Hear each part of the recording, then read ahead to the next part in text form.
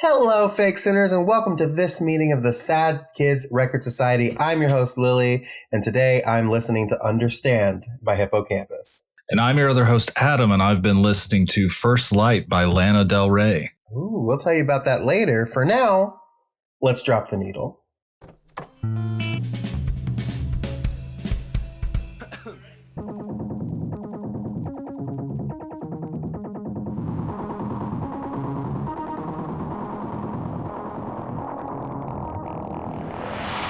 This is amazing. You are literally like my musical soulmate.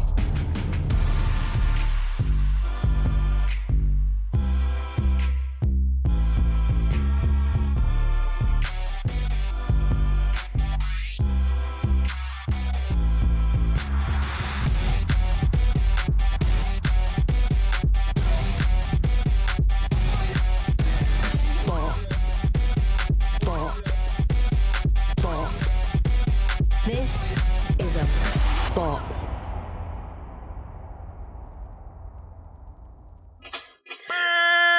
Oh my god, that legitimately frightened me. I was not my headphones are too loud. Holy shit. That's crazy. Glad to see your shit. I'm functionally on awake this as I'm fine gonna Sunday be. Afternoon. Yeah, this fine Sunday afternoon. It's a goddamn weird one. We told you the emergency broadcast. We were recording 2 episodes today, and it's before episode 5 comes out. So we do have a bunch of stuff for mail time later, but that's besides the point. My background is I saw a shit ton. Bleaker than it's ever been. But the trans brown box special. The queer flags stay up as long as humanly possible. So, you can just wear that on like a blanket when you're driving, though. Like that can just be on you. The problem with it is that like it's vinyl, so it's not comfortable as a blanket. It's more like a cape. Yeah, I'm gonna fold them up and like you fold up like a military funeral. Yeah, Get them all nice and tight. The trifold trans flag. Yeah. The move is it's crazy that it's happening so quickly and it's so like already almost here. I was telling Adam, we started 30 minutes later than we planned to because literally as I was sitting down, so we went to a birthday party. We saw one of our friends rented a movie theater for like one of the smaller movie theaters to watch Super Mario Galaxy for her boyfriend, who was also our friend. I should clarify. So we watched that, and then we visited with them for a little bit, and then we came home. And as soon as I was like, okay, I've given Chelsea like her marching orders for what she needs to do while we're recording, so we can just maximize our time. Now it's time for me to go record. Phone rings. It's the movers. We got to do our final list. It's like, fuck, I'm glad we did this yesterday. So it's because we thought they were going to call us tomorrow for that. So it's a little surprise as we go. Yeah. But yeah, here we are. You're so weird. You're moving back in time. Yeah, absolutely. We're gonna have to figure out like what our schedule's gonna look like, because I don't know that I'm gonna have a remote job when I get employed again. Right. Yeah. So we'll have to figure out what that looks like going forward, but we'll figure it out. For sure. Oh man, I'm fucking tired, dude.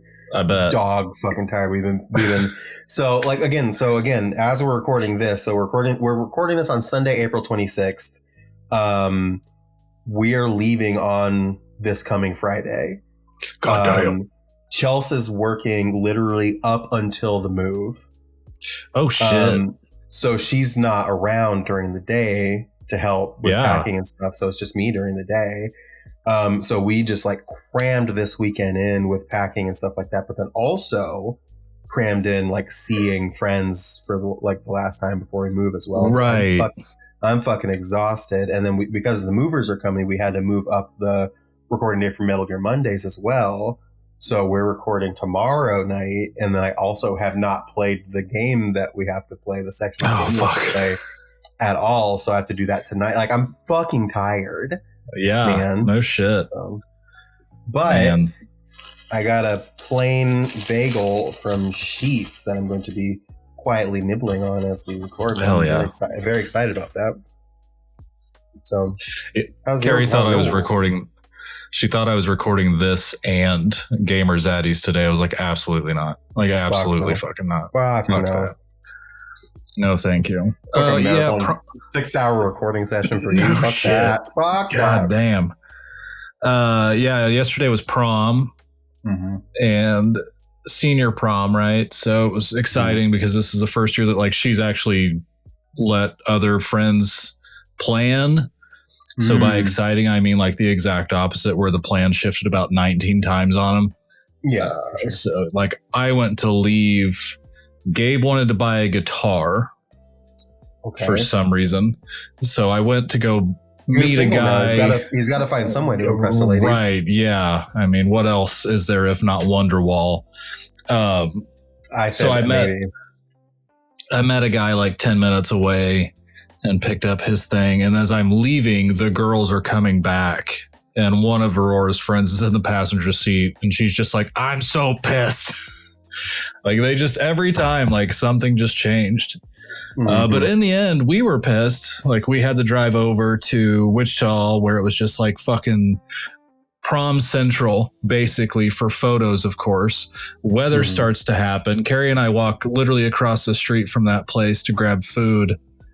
And the rain and the storm start hitting super fucking bad, enough that people were like hazards on 30 miles per hour on the highway, pulling over. We literally missed her last walk-in by 2 minutes. Oh, boo. Yeah. And if it were not really for all of these people just like driving overly hazardous, basically, in what this storm was, we would have been fucking golden. Like I dropped Carrie off so she could walk up, and she called Aurora just to see, and she was like, yeah, we literally just walked. That's so but I was like, dude, it's rainy and it's stormy, it's not that bad, like go a little faster, please. So yeah, I feel like with weather like that, you either have the people that drive overly cautious or not cautious enough. Right. Like there's no like middle ground. Just drive normal, man. Just be okay. Yeah.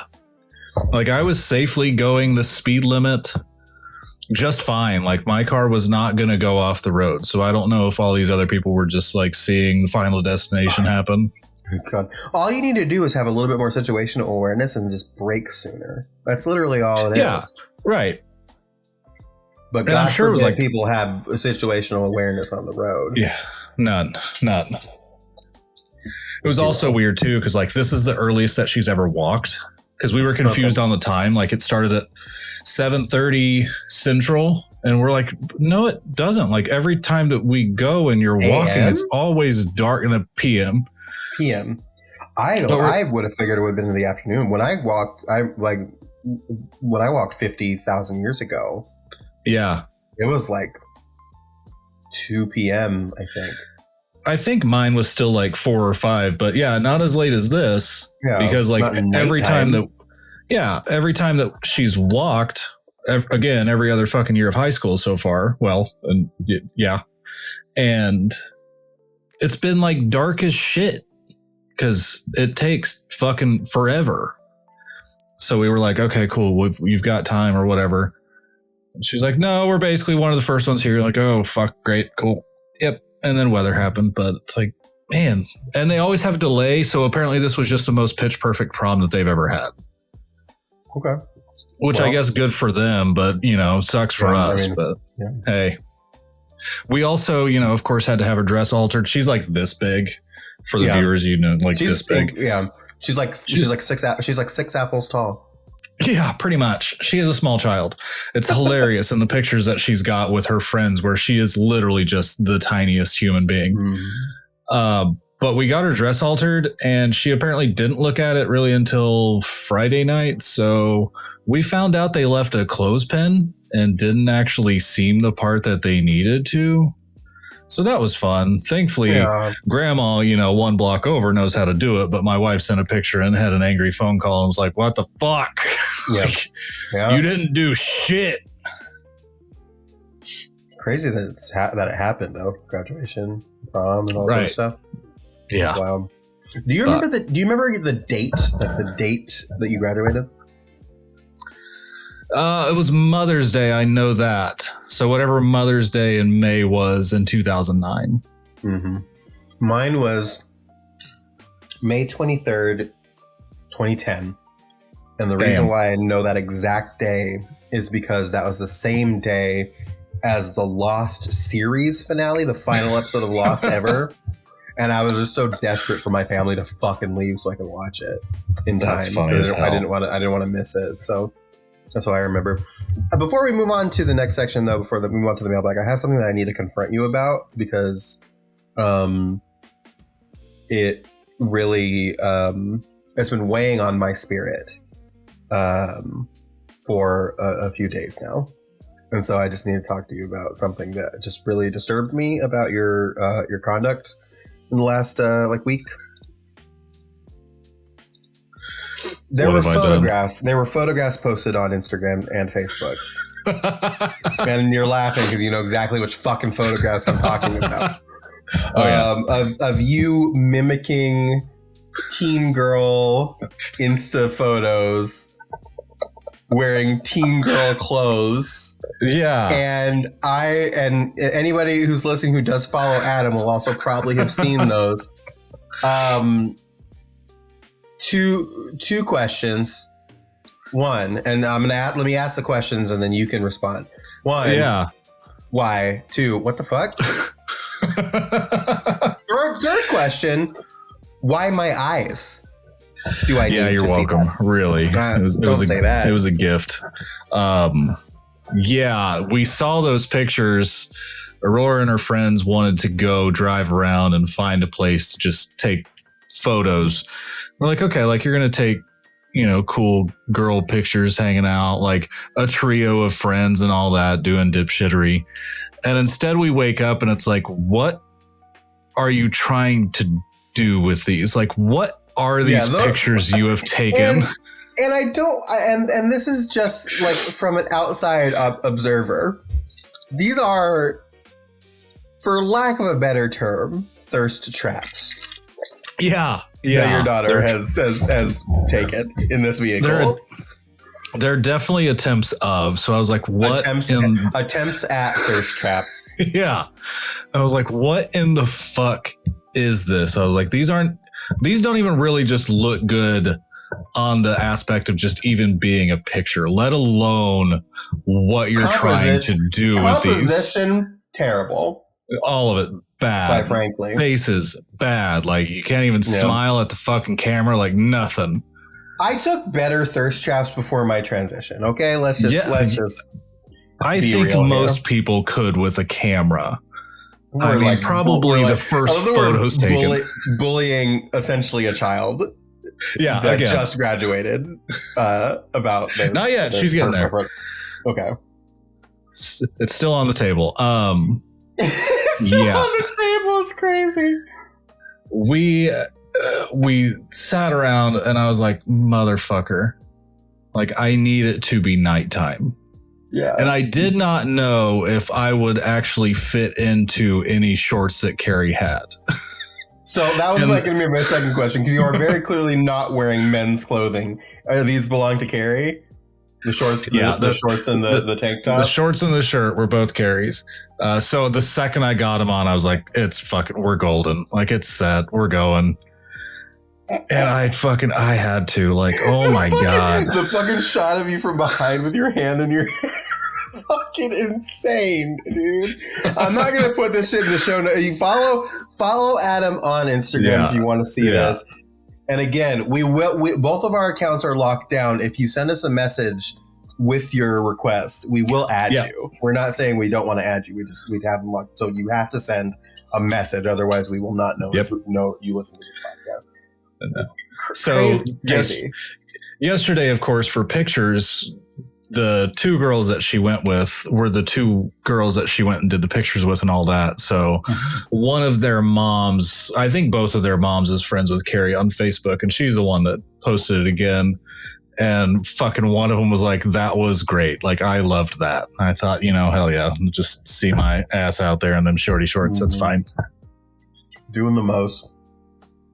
You gotta get this daughter of yours, dude. That's crazy. The fucking the unbuttoned look on the fucking. We gotta knock this off. She's trying to talk to a kid literally 3 weeks before graduation that is also graduating in the same class. I'm like, what are we doing? What in the waste of fucking time are we doing? Talk to as in like talking, yeah, like want a date kind of stuff. I'm like, what? Just why are you wasting your time? You're gonna go that direction for college, and I'm hoping he goes the other direction for college. Like, let's just not. Just please go the other direction, bro. And of course, she's 18 years old, and she's like, I'm not trying to fuck him. I'm like, well, that's great and all. So let's definitely not do this. If we're not making the worst decision, let's not make a bad decision by even initiating this relationship. God damn. Children. God damn it. Yeah, the worst. Should we go to the mail time? No. Yeah, we probably should. Please. Lest we continue to talk about my fucking SoundCloud Son and OnlyFans Daughter. It's not gay son or thought daughter anymore. It's SoundCloud Son and OnlyFans Daughter. Would you rather have a SoundCloud Son or an OnlyFans Daughter? Send us a message. That'll be in the those. Would you rather have a SoundCloud Son? Glad to give that to him. Write in mail time. Thank you.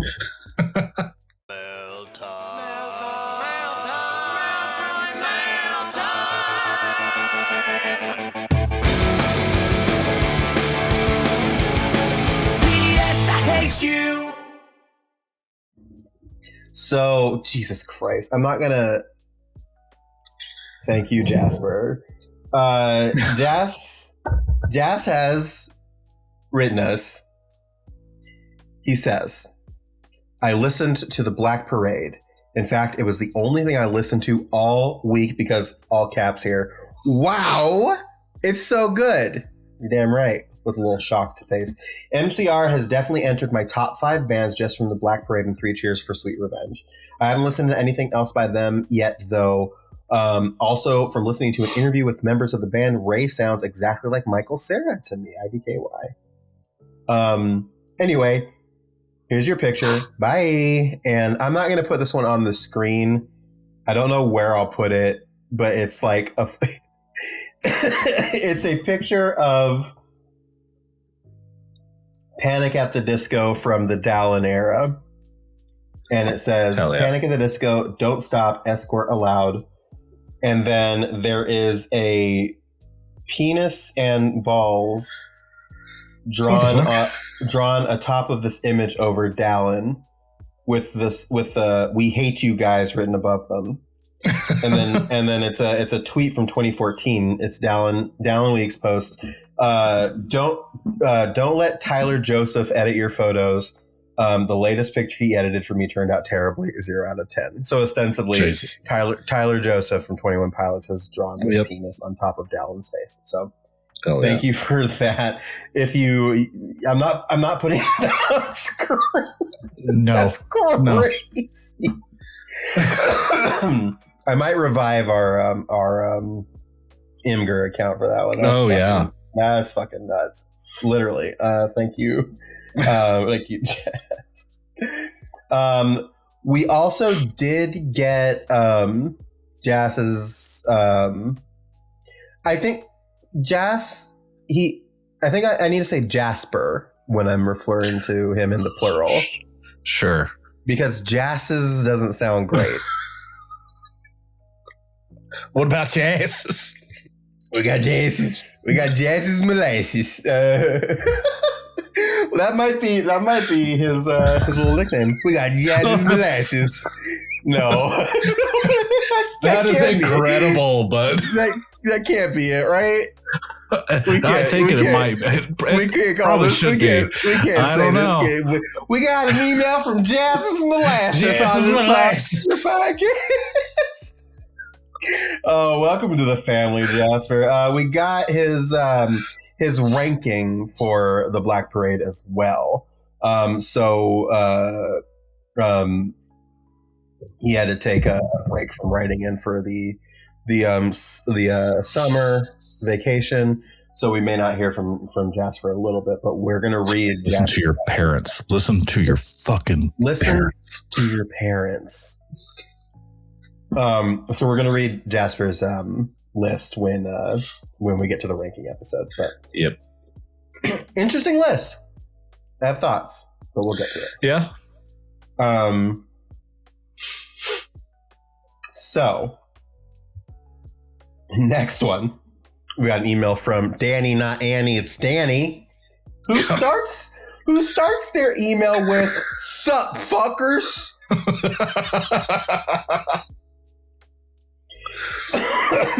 So we're gonna break this down. We're gonna read this email. They sent a second email about "I Don't Love You," but we'll read that in the next episode.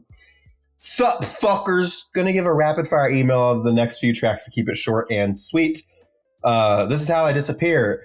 Punches you in the face with a badass punk metal intro. I love the intensity of this song. It makes me want to run around a padded room and slam into the walls. From the lyrics to the instruments, this is a powerhouse track. You're goddamn right it is.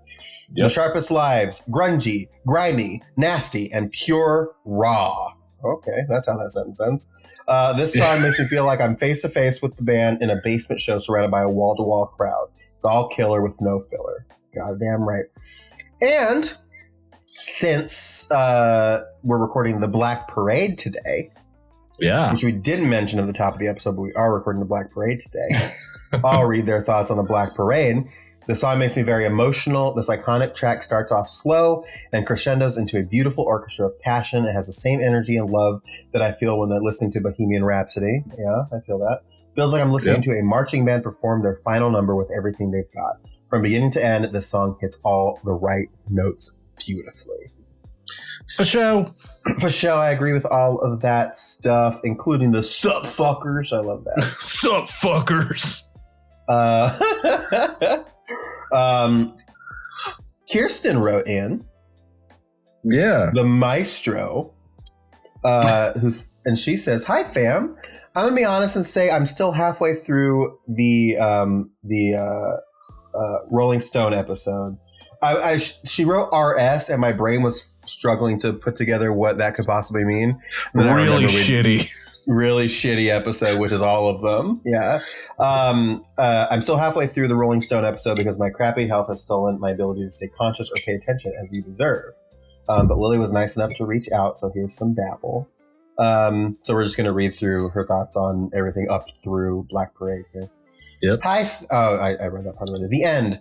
Why are hospital monitor beeps a comforting sound to me? Is that weird? Anyway, I do legitimately think it's because it is used like a metronome. I think we talked about that in the episode, and I'm sure she'll maybe even come to that conclusion when she gets there. But I think because it's used as a metronomic kind of thing to mark the time, I think that maybe like satisfies her musical brain. That would be my guess. Anyway, I remember thinking how much I love these lyrics from the first time I heard them. Another contusion, my funeral, Jack, here's my resignation, I'll serve it in drag. You've got front row seats to the Pennington's ball. When I grow up, I want to be nothing at all. Great lines. Like, what? My little wordy heart exploded, and you think I'd have fallen for Gerard and switched allegiances, but Frank is Frank. So despite swooning a little, I did not stray. Everybody loves Frank. Frank Iero. Yeah, they do. Yeah. Give Frank Iero a round of applause. If you're wherever you are, you too, Adam. Wherever you are, he's a damn take a second to give a clap for the cutie Frank Iero, please. We love our Frank. Kirsten continues with Dead. No thoughts, only me jumping around doing housework. Also, I live for the la la la la la. My broom gets a lot of la la la's, only rivaled by A Day to Remember. Has anyone, this sentence kills me. Has anyone else noticed that Gerard has really hard R's? Hope not. Well, Hope not. I don't. Mm-mm. That might be safe to say in Canada. Maybe. Hard R or the word? I mean, no, hard R. I don't think like it doesn't mean what it means here as it means in Canada. I'm actually gonna message a friend of mine, and hopefully he gets back to me while we're recording. If in Canadian parlance, does hard R mean the same thing there as it does here? This is an emergency. Please help. Thank you. We'll see what he says. Because he's gonna give me perhaps maybe the funniest answer I could probably get. Hell yeah. He literally just responded 1,000%. Damn. Well, all right. Hold on. He's still typing. This is Chad Betteridge, one of my co-hosts on Metal Gear Mondays, who also lives in Toronto. Well, thank you. I am recording a podcast.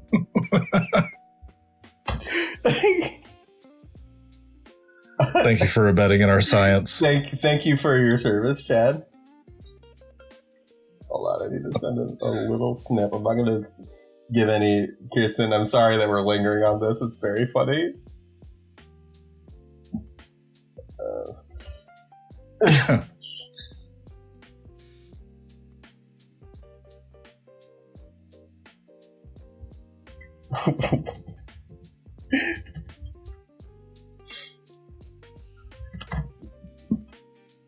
Okay. Anyway, has anyone else noticed that Gerard has really hard R's? Hope not. I wish I knew someone who studies linguistics. I have so many questions about singing diction versus speaking diction, how accents contribute. Yes, I can hear the Jersey. Also, the guitar solo, go off Ray Toro.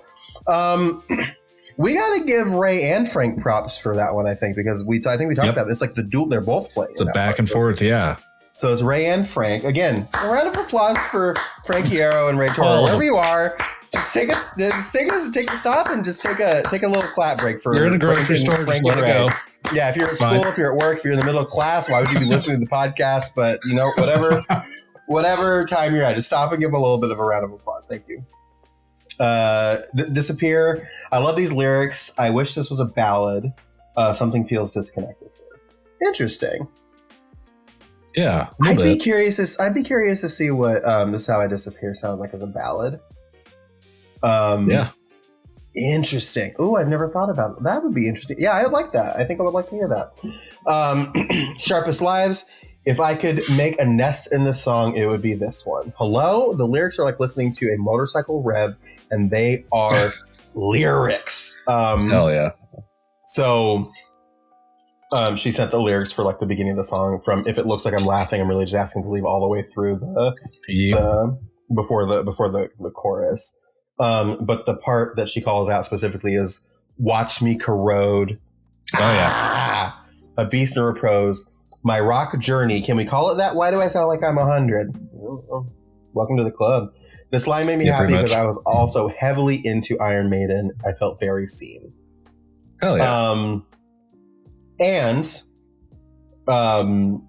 To round out this part of her email, we'll go back to I Don't Love You next episode.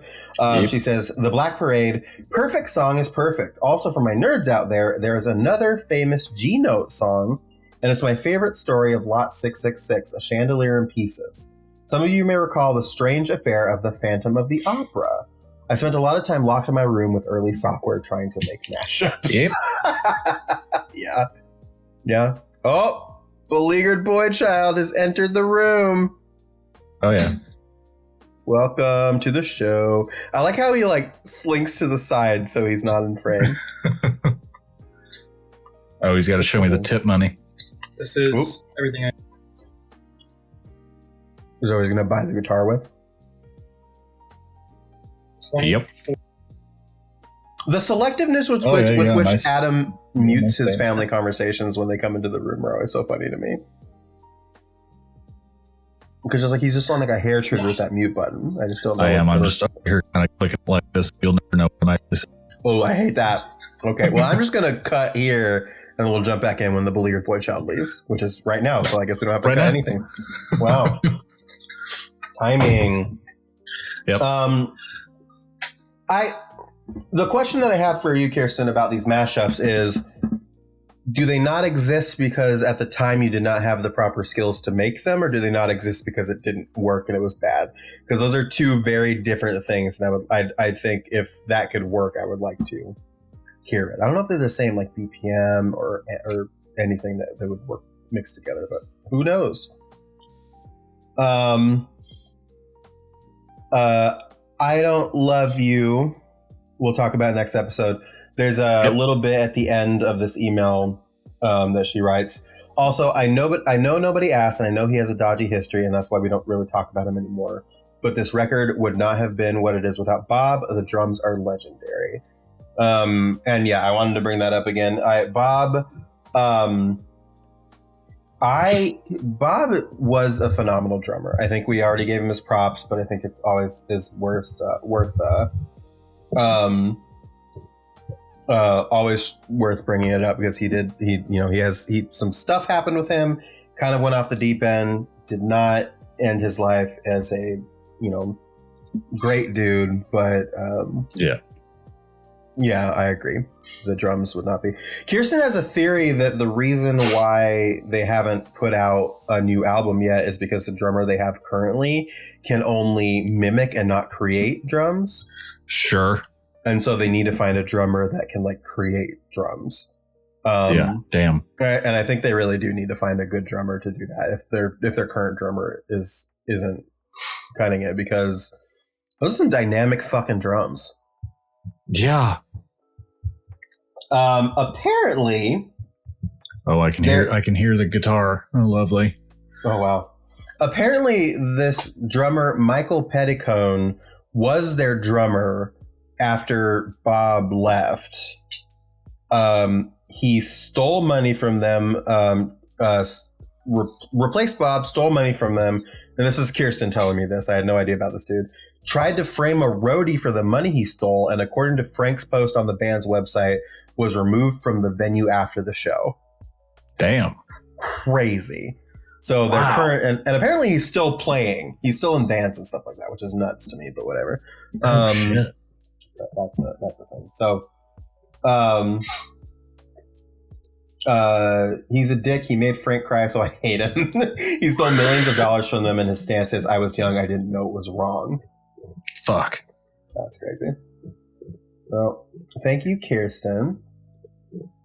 We move on to an email from the child. It's Lotus, who writes, I want to get more and more like aggressive with it as I go. And then I think also as like time goes on and as like my voice continues to change and become like more and more like femme, then the child will be more shocking with each increasing moment.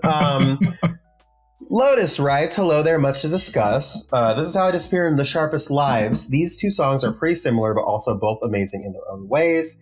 The opening to This Is How I Disappear is so peak, one of my favorite parts of the song. Gerard's voice during the whole song is so fun. This is all random, but when my voice teacher Mario, shouts out Mario, it's a me, that I put that last part in there, was teaching me how to sing Black Sheep by Metric, he told me to sing the chorus like how Gerard sings this song. Very bright tone. I fucking love Black Sheep. Yeah. It's such a great song. That's a good song. We referenced it a couple weeks ago because Jas sent it as his subject line in one of the emails, but it's just, again, Black Sheep by Metric is the Scott Pilgrim song. Yep. Hello again, friend of a friend. I knew you when. Oh God. I come and go. I fucking love that song. I love Metric, first of all. If you haven't listened to Metric before, listen to Metric. But I love that song. I also really love... Good shit. There's a lot of like connecting pieces to the stuff to the movie that I watched today, because you're wearing a Mario shirt. Shouts out to Mario, Lotus's teacher. Brie this Larson, is my Plucky Squire Mario shirt. It does look like Plucky Squire. It does. Brie Larson played Rosalina in Mario Galaxy. Oh, yeah. But she also played Envy Adams and Scott Pilgrim, who sang Black Sheep in the movie version. Jesus. It's all connected. I got the fucking Charlie Day corkboard behind me, the Pepe Sylvia shit. Who plays Luigi in the Mario Galaxy movie, bro? God I'm damn. fucking losing my goddamn mind over here. It's turtles all the way down. Once again, the beginning part of... Oh, very bright tone. Anyways, The Sharpest Lives. Once again, the beginning part of the song. Starry eye emojis here. Also, the chorus is some of my favorite Gerard Way lyrics. That did not grammar. No, it didn't, but that's okay. You got it. They cooked with this whole song, TBH. Yay, Gerard. They then say, welcome to the Black Parade. G-note. Yep. The song deserves all the fucking hype. It's an amazing song. I have a very distinct memory of the first time I heard the song. I felt like I was ascending. Yay. I Don't Love You, we will talk about next time. Yeah. But man, there's a line in here that's making me chuckle. Lilli, good luck with your move. I finally bought some new string, so it seems that your birthday gift is now a moving gift. LOL. Anyways, now must lock into my work because I'm going to see Thursday tonight, the band Thursday. I'm so hyped, but also I need to study for my AP Lang final tomorrow. LOL. Speaking of AP Lang, I did a project on emo music, and I analyzed I Write Sins, Not Tragedies on slides 8 through 9. Read slide 2 for some clarification. Not reading this next part because, of course, you know what it says. Okay, goodbye for real now. Notice. This is just a hell of a slide. Hell of a slide deck. We've got to work. Listen, I love you, kid. We got to work on your like contrast. your color choices. Yeah. Some of these words are a little hard to read for old people. I will read the panic thing. I Write Sins, Not Tragedies synthesis. They write, the song Saved My Life by Shauna Dean Copeland and Turbulent by Waterparks both reflect on this era of music in very different ways. Turbulent is a song by the emo pop punk band Waterparks, released in 2019 as the first song off their third album, Fandom. The song is inspired by a breakup similar to I Write Sins. The song also includes a reference to the band Fall Out Boy. I also think the song does a good job of showing how the genre has evolved over time. Turbulent is way more electronic than classic emo and includes way more profanity, as TikTok viral is now more of the goal instead of radio play. The song Save My Life is a song that explicitly critiques the culture of bands back in the day. Shauna, a 21-year-old folk punk artist, takes a lot of inspiration from the 2000s for her style, but isn't afraid of criticizing the behavior of artists during that time period. Even though Panic at the Disco broke up in 2022, is Brendan looking in a mirror? We're breaking up. All right, since that time is really popular, easily recognizable song.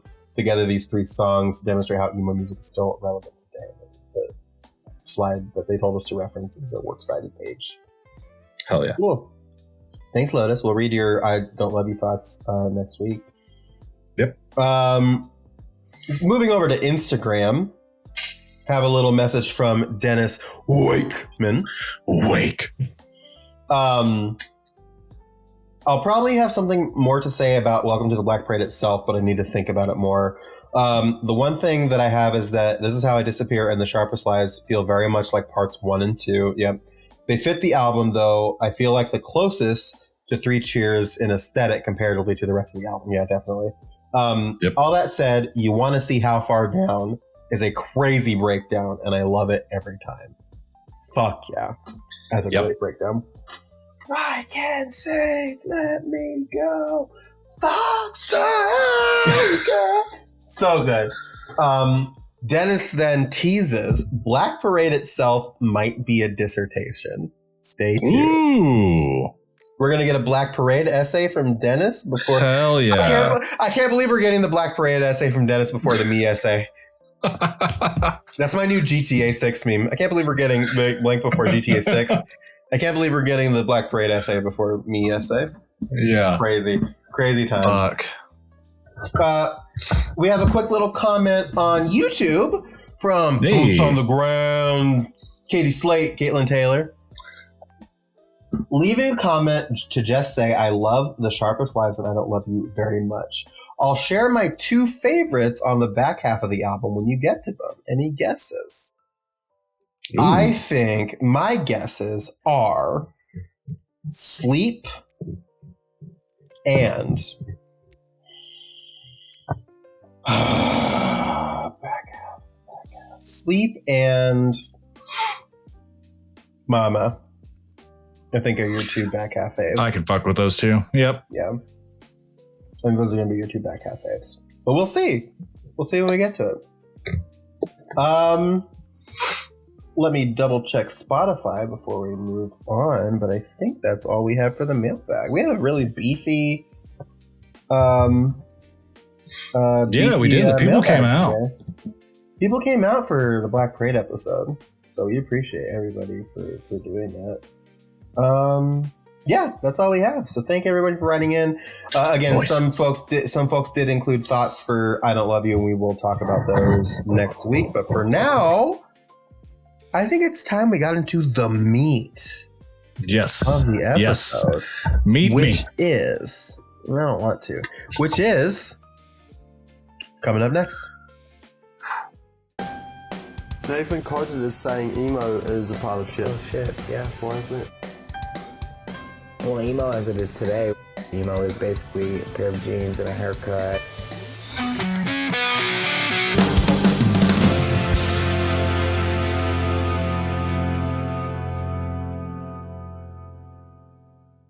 Hey, Adam. Hi. Do you know that Welcome to the Black Parade is a song by the American rock band My Chemical Romance from their 3rd studio album, The Black Parade, 2006? I did. Wow. I did not know that. That's a surprise since we've been talking about it for many weeks at this point. So we got to talk about your memory here. I'm just learning as we go. Yeah, I guess so. It's mainly an emo and pop punk song, opens up with a piano introduction that evolves into a fusion of several other rock-esque genres throughout its runtime. The lyrics are based around the album's central character, the patient, as he recalls a childhood memory before his death. According to the band's frontman Gerard Way, the broader theme is Guard. How could I forget Guard? According to band frontman Guard, the broader theme of this song is the triumph of the human spirit. Development of the song began during the band's earliest recording sessions after they were formed under the title The Five of Us Are Dying. The band attempted many times to work on the song over the course of several years, but struggled to create a final product they were satisfied with. The band was finally motivated to finish it after they attached to its beginning a piano line previously created by the producer Rob Cavallo. Samuel Bayer directed the accompanying music video, which depicts the band in their Black Parade alter ego as they guide the patient towards the afterlife. It has since placed at the top of several critics' rankings as one of the greatest of all time. Hell yeah. I know we're going to talk about the music videos later, but this is a great video, and I'm also reminded that there's probably some videos from this album that I've maybe not seen, so that's exciting. You want to know something that I didn't fucking know? Blood has a music video. Right. Didn't know that. That's kind of nuts. Blood. We'll talk about it. We'll talk about it later. I will tell you, and I won't spoil who. I happen to know that Blood is somebody's number one song. One of our listeners, their number one song is Blood. Whew. I won't say who, but it's an interesting take. A little bit. Interesting take. I might pull up the. I think we need to like get. This is our first time we've like done it like this, so I think we do need to talk about the music video in this episode, but we'll get to that later. In their initial review of the single in 2006, Cody Jefferson of Drown in Sound gave Welcome to the Black Parade a 9 out of 10. describing it as the most attention-grabbing lead single since Paranoid Android from Radiohead's OK Computer, and the best #1 single of the year since Crazy by Gnarls Barkley. Also a great song. Damn. He further stated this song is as loud, brash, tuneful, and fun, further comparing it to the work of other bands like Queen and Led Zeppelin. However, he also described the song as disposable. What does that mean? Yeah. What does that mean? The fuck? What are you talking about, Cody? We need to talk. I don't know what that means. Yeah, he gave it a 9 out of 10, so I imagine it must mean something. Hold on. I need to find in sound. Welcome to the Black Parade review. Is there a typo in here where it should say indisposable? Like, yeah, this is the right one. Okay. Okay, hold on. Okay, I found the article. The sound doesn't exist anymore. The website doesn't exist anymore, but it has been archived. So, where Gnarls Barkley's breakthrough arrived stealthily, though propelled to its success on the back of a timely television advertisement from some DJ or others radio show, MCR's most brilliant offering to date was shrouded in thick veils of hype. That it emerges unscathed by such pre-release talking up is a testament to its overriding qualities. This is loud, brash, tuneful, fun, disposable. It's perfect pop disguised as some newfangled subgenre feared by middle-class mothers and fathers across the land. I don't know if that word means what you think it means, Cody, but that's okay. We'll move on. We won't dwell on this any longer. He's 9 out of 10. He likes it. I think we can move on. Yeah. Billboard described the song as the equivalent of We Are the Champions for High School Misfits, highlighting the lyricism and deeming it as heavy stuff. Pitchfork's Ryan Dombo gave the single 3 out of 5 stars with praise toward its ambition and sound, but criticism towards its clunky cohesion. I don't know if that's clunky cohesion. Upon the release of The Black Parade, several reviewers highlighted Welcome to the Black Parade as one of the better songs on the album. NME said the song was where the Black Parade genius reveals itself and influenced the themes of the rest of the album. While a reviewer of Sputnik Music felt that every song up to that point in the album was building up to Welcome to the Black Parade. Frick described the song as a shot of light that could appeal to listeners of all ages. In a more critical review of the Black Parade, Jamie Hodgson of The Observer specifically highlighted Welcome to the Black Parade as the final nail in the coffin. What does that fucking mean? Yeah. What are these fucking people smoking crack rock cocaine? Hold on. Imagine hating one of the best songs ever made. Is that The Guardian or is that the... Wait. It's The Observer. The Observer. The Observer. No, that's the right one. It's on The Guardian, apparently.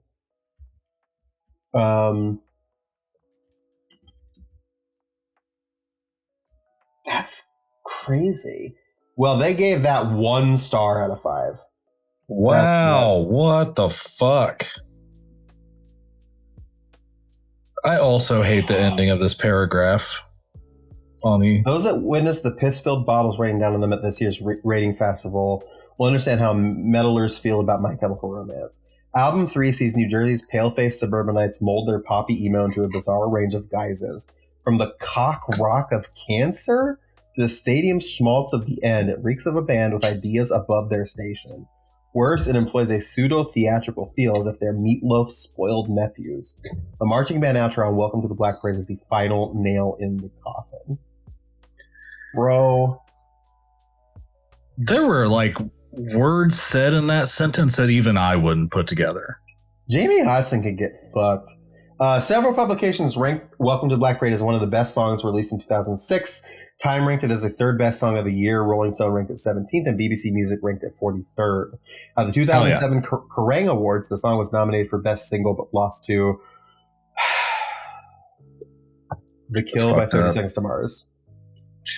No, shut the fuck up. Fuck that song. God, fuck that song.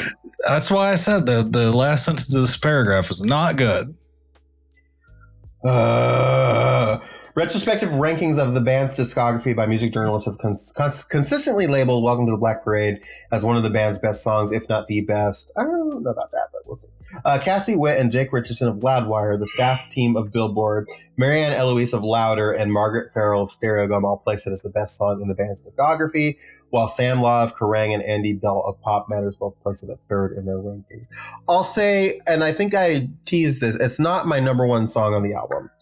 Incredible song, worth noting. Yeah. I think if we're talking about the song, the influence of the song, how iconic the song is, absolutely it's their number one. Right. But I do think they have better songs generally. Well, and it's kind of weird too, because like when I say one of the best songs ever made, like we've already discussed, this isn't going to be our number ones. Mm-hmm. But if I had to take anything from this album still and say on a list of best songs ever made, I'm still putting this on that list, probably over whatever I put at number one. Yeah, I would say so. Yeah. I think I think a lot of times too, it's like, not only is it a great song, and a really well put together song, but it's also, so iconic, and you consider its legacy and all this other stuff. Like it's, agreed. I agree with that. Yeah. So while we're talking about like it's not our number one, and I think like songs generally, I think including its legacy is part of it. Yeah, I can see that for sure. M. Moore of Exclaim placed it at 6th in a 2021 readers poll conducted by Metal Hammer with over 50,000 voters. Welcome to the Black Parade was voted as the band's best song. Metal Hammer. Different? Is that similar to Maxwell's Silver Hammer? Whit and Richardson wrote that the song was the obvious choice for the band's best song, as a stratospheric coming together of pomp, punk, and devastating emotion. Eloise described the song as traversing between several genres and moods to create a song that felt longer and more grand than it actually was, while Billboard said that the song's commercial success was proof that everyone can be a little emo, highlighting the chant-along vocals and its uses of the piano, describing the latter as cutting like a knife. Belt described as the best.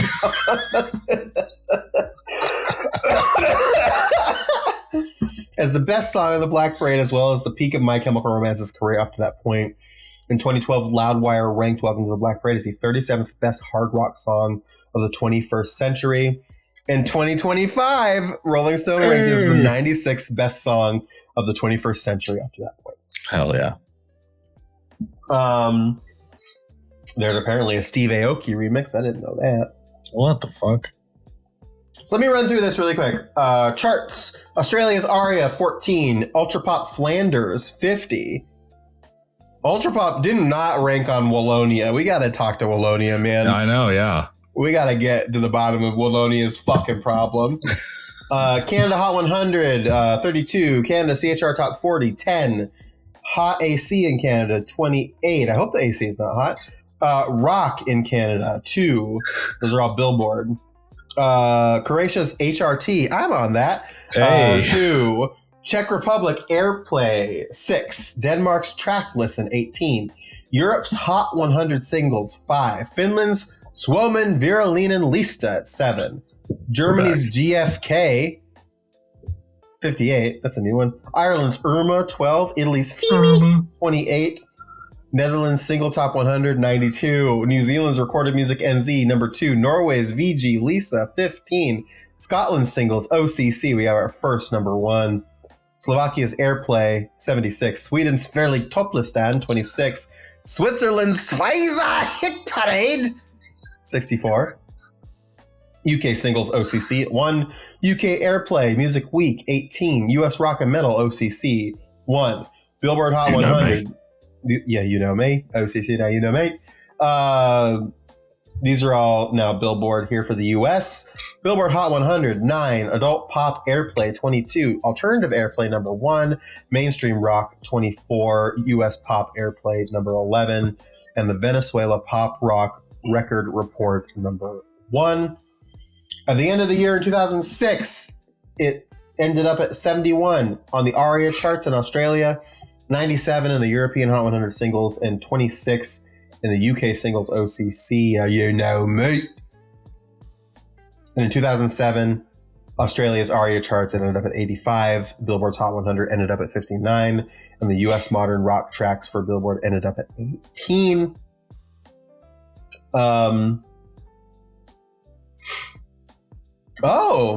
In 2019, that's right, because they had the resurgence there. It came out there. The US hot rock and alternative songs for Billboard, it peaked at number 6. And then in 2025, in Malaysia, it peaked at 24. Fuck? So Malaysia Billboard, it peaked at 24. And Malaysia International RIM peaked at 17. So Malaysia was bumping the Black Parade in 2025. No shit.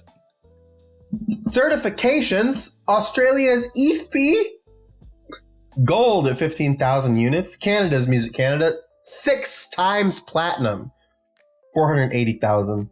Denmark's EFP, gold, 4,000.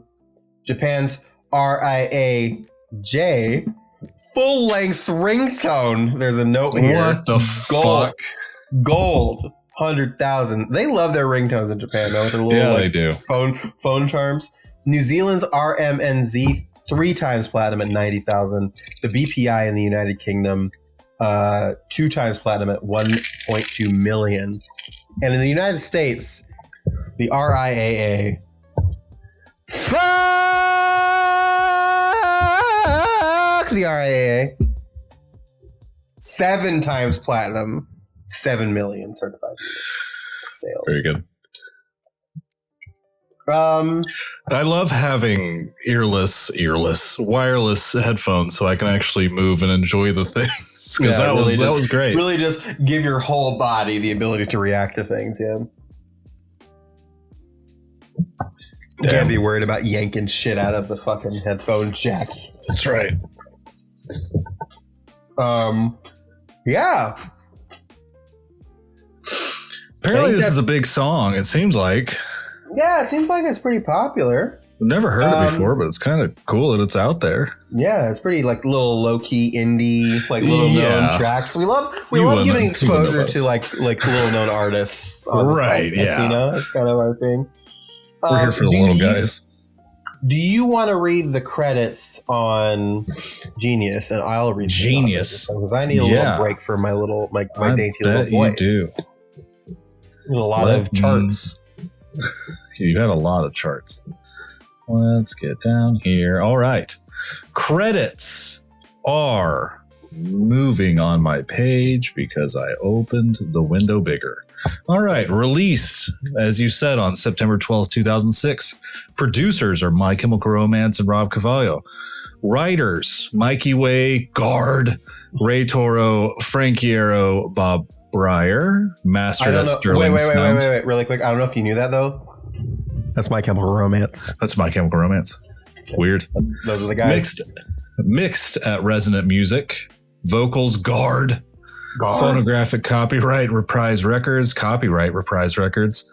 Label, Reprise Records. We're all reprising everything. Distributor, Warner Music Group. Additional piano, Rob Cavallo. Assistant engineer, John Haroon. That's fun. Jimmy Hoyson.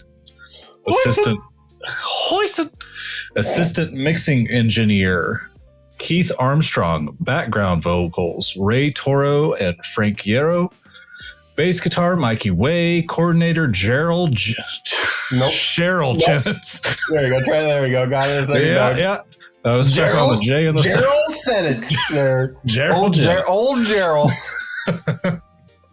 Drums, Bob Breyer. Engineer, Doug McKean and Lars Fox. Horns arranger, Claudius Mittendorfer. David Campbell. Mastering engineer, Ted Jensen. I miss saying the name. Mixing engineer, Chris Lord Alge. Organ, Jamie Mohabarak. I fucked that up. The fun thing for the viewers is they get to see me do it in my face. Percussion, Cheech Iero, Bob Breyer. Just your claws. Cheech Iero is Frank's dad. Yeah, we talked about him already. Right. Recording engineer, Doug McKean and Chris Steffen. Rhythm guitar, Frank Iero. Snare drum, Cheech Iero.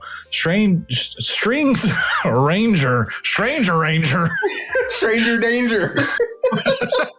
David Campbell. This is what happens when I trust you to read shit, man. I know, yeah. It gets fucked up. Synthesizer, Jamie Mohabrak. Nope. Take that again. It's Jamie Mohabrak, dude. Nope. Okay, move on. Technician, Tyler Dragnis, Mike Fassino, and Andrew Hans Buscher's baked beans.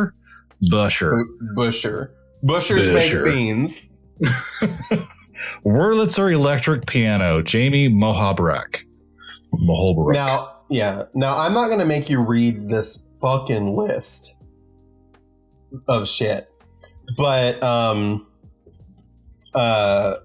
God damn. There's so many. God damn. Basically, like, there are so many fucking songs that sample. Yeah. That interpolate. That cover. That remix. There's so many. So we're not going to read all of them. Go to the Genius page if you want to see all of them. That's insane. The one I will point out, because we've been pointing it out every episode, is that Crown the Empire covered Welcome to the Black Parade for the Rock Sound Presents the Black Parade cover album. So that's the one we will bring up. Oh, Afro Man's playing in Cincinnati after we leave. Oh, hell yeah. I heard he's good. I heard he's great in court. He's wonderful in court. What I will have you do is read the translations, though. That'll be useful. Yeah, the translation, we've got the Spanish. Yep. We've got the Russian. Mm-hmm. We've got Old English. That's amazing. What the I love fuck? that. That's the first time we've had an Old English translation. That's crazy. Shit. We've got the Portuguese and the Polish. And then the Italian. And then Turkish? Turkish, yeah. Interesting. Okay. That's it. Wow. The fucking Old English one looks crazy. I can't read Old English, but I'll just say, oh my God. A for 4 with fair. Wow. I feel like I was just about to summon an elder god. I should mean fade or me laid the burn to pa. Somebody who knows how to pronounce Old English is gonna fucking crucify me. Yeah. Well, our tags, Indeed. Our tags here are rock opera, concept album, emo in English, USA, emo pop, alternative rock, and pop punk. And our genres on Wikipedia are emo and pop punk. Hell yeah. I'm surprised that's a short list. We've seen longer tags. Yeah, it was pretty short list, yeah. Like no ballad, no nothing. Whatever. This is fucking killing me. Somebody on the comments of Genius, the Silenced Masses, writes, 10 years ago writes this, mind you. 10 years ago writes this, mind you. It's really weird to think this album is almost 10 years old. That's, yeah. So 10 years ago, this album was about 10. Yeah. This song was playing in a Hot Topic, and they had to shut it off because I was going to start crying. That's a lot. Now, 9 years ago, now in a way, since MCR broke up, their memory will carry on. I hate. What is? You know how, dorky anime manga partakers are called weebs? Yeah. Is there an emo equivalent for that? No, but there should be. God, what would it be? Ebes. Just Ebes. Moes. Ebes. Ebes and Moes. 10 years ago. Can't believe that I still like this song after 3 years of listening to MCR. Shut up. Still listening to this song? It is 2017? Yeah. Yeah, who would have thought? The classic. There's a lot of comments. Generally turn on the radio and just find out what you can hear from 30 years ago. Like Push by Maxbox 20. Yeah, I wanna push you around. Somebody replied to the person that cried in the Hot Topic that said, "Lucky you got to hear Welcome to Black Bread on the radio. I understand you're crying." I mean, fair, but all those years later. Somebody posted a tweet as a comment. My father, enjoying the marching band? Me, yes. My father, when you grow up, will you be the savior of the broken, beaten, and the damned and defeat your demons and non-believers? Because one day I'll leave you a phantom too. Me, it feels like you got some of your own stuff going on here. Yeah. Yeah. That's weird. Maybe don't be on Genius. Go somewhere else. Maybe. Well, that was somebody's tweet. They were just posting the tweet. Oh. I think without any further ado, we got to talk about the song. We do. So I just want to throw this out there for the YouTube watchers. The back of your shorts are orange, and so I thought your just bare ass was hanging out. Oh, it's like a rainbow. It's like tie dye, but like the back of your shorts with your shit ass camera. Yeah, the back of your shorts with your shit ass camera makes it look fucking skin tone. I thought you were wearing like assless chaps, and you decided against the ass. No. We showered like right before this, and I just basically put on pajamas again. I was like, you guys have fun shopping. I'm going to go record a podcast and be an adult. Hell yeah. Well, of course, we talked about this, and we've been alluding to this for a really long time, but the song starts with, I would say, one of the most iconic G chords in music. Yep. Agreed. It's one of those ones where you play it, you can play that one key, and you know exactly what song. Yeah. Really, yeah. And very slowly, Gerard sings. And I see this, and I agree with the take that this is like the emo Bohemian Rhapsody. Yeah. And fucking Brendan Urie's Punch in the Air right now. Oh, fuck. We didn't talk about fucking... Oh, shit. Well, stay tuned to the end of the episode. In the outro, we'll talk about this fucking man, Brendan Boyd Urie, and his fucking Boyd. God damn it. Anyway, Brendan Urie, Punch in the Air. When I say that this is the emo Bohemian Rhapsody, yeah. And the lyrics are thus. Again, his dad has some legacy things that go on. When I was a young boy, my father took me into the city to see a marching band. He said, "Son, when you grow up, would you be the savior of the broken, the beaten, and the damned?" He said, "Will you defeat them, your demons, and all the non-believers, the plans that they have made? Because one day I'll leave you a phantom to lead you in the summer to join the Black Parade." Oh, and then you get the fucking... Yeah. And it's just like hardcore, heavy, getting really, and you're just like, what journey am I about to go on here? Right. And then he repeats the beginning of the song from the beginning through the beaten and the damned, except he fucking screams it. When I was a young boy, my father took me into... And I love the way he says city here. Took me into the city. Yeah. Wow. And as this intro ends, the beaten and the damned, and it slows down, down, and you're just like, okay, what? And it's like slows down, and this part stops. You're like, what the fuck am I about to get? And then Bob fucking Breyer, and the guitars come in. This song blew my fucking mind in 2006. Yeah, man. I was just, this is my first year. I'm pretty sure, if my brain isn't blanking, my first year of high school. And I was just fucking like, what am I listening to? I've never experienced music before. What is this? Yeah. Oh my God. It is such a tonal shift that I don't recall a song that has achieved this since. And I'm sure there are many, but to be this level of like genre mashup while still being true to its own genre is insane.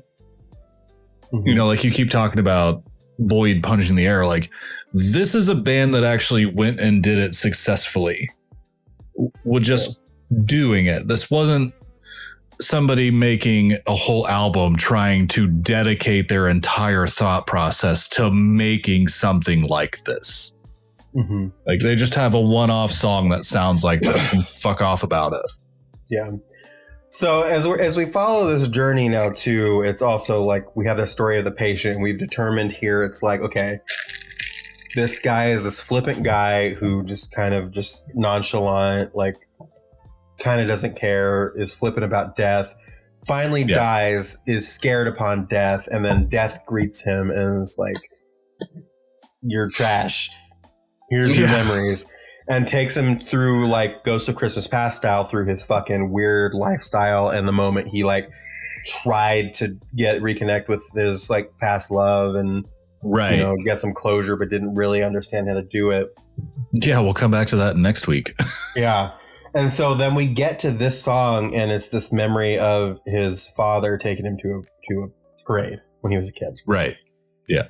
MCR frontman Gerard said in an interview, this is a YouTube interview, I like to think that when you die, death comes for you however you want, and I feel that it's your strongest memory, either from childhood or adulthood.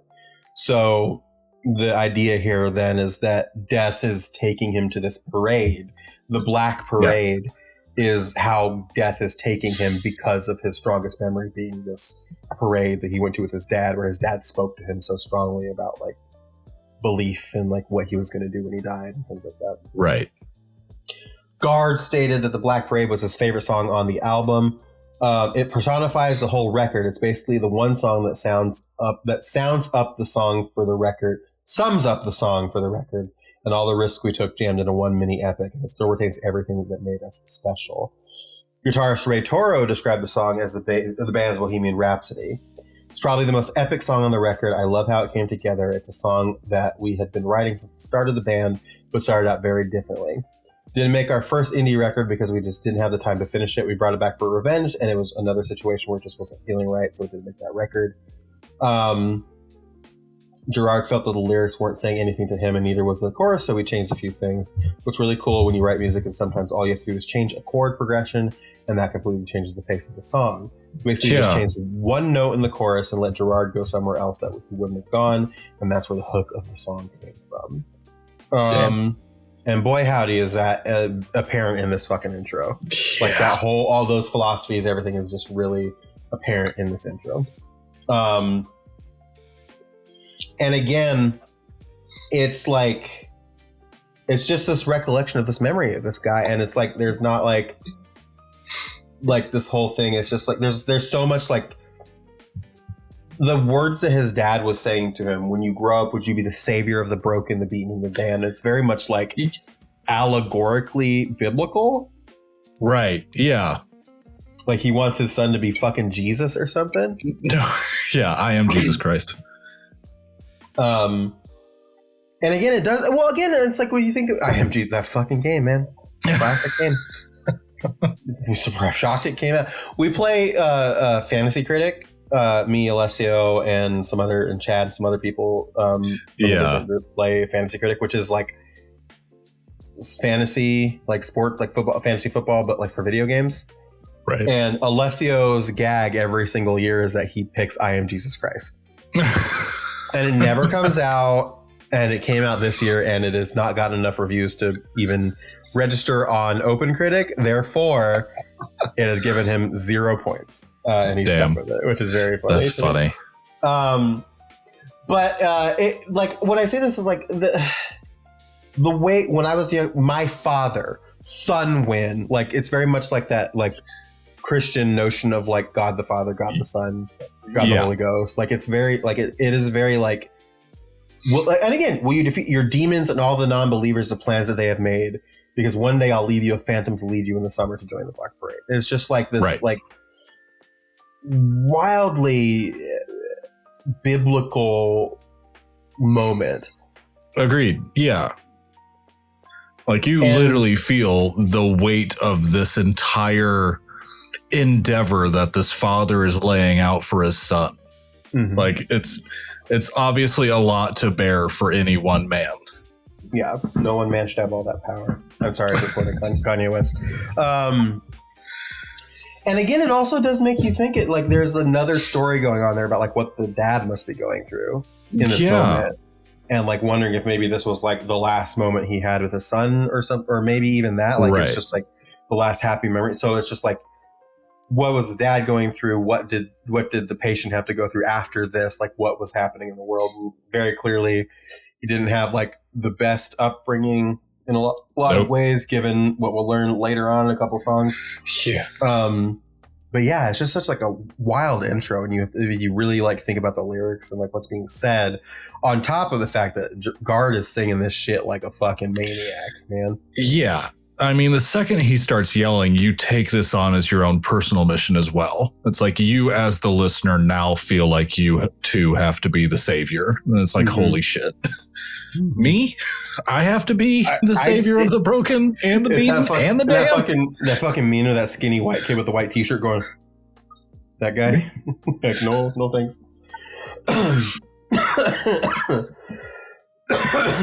Sorry. So... Again, the intro ends, the beaten and the tender, and then Bob's drums come in and the guitars, and you're like, oh, and you're being like fucking sniped with fucking guitar fire everywhere and shit like that. Right.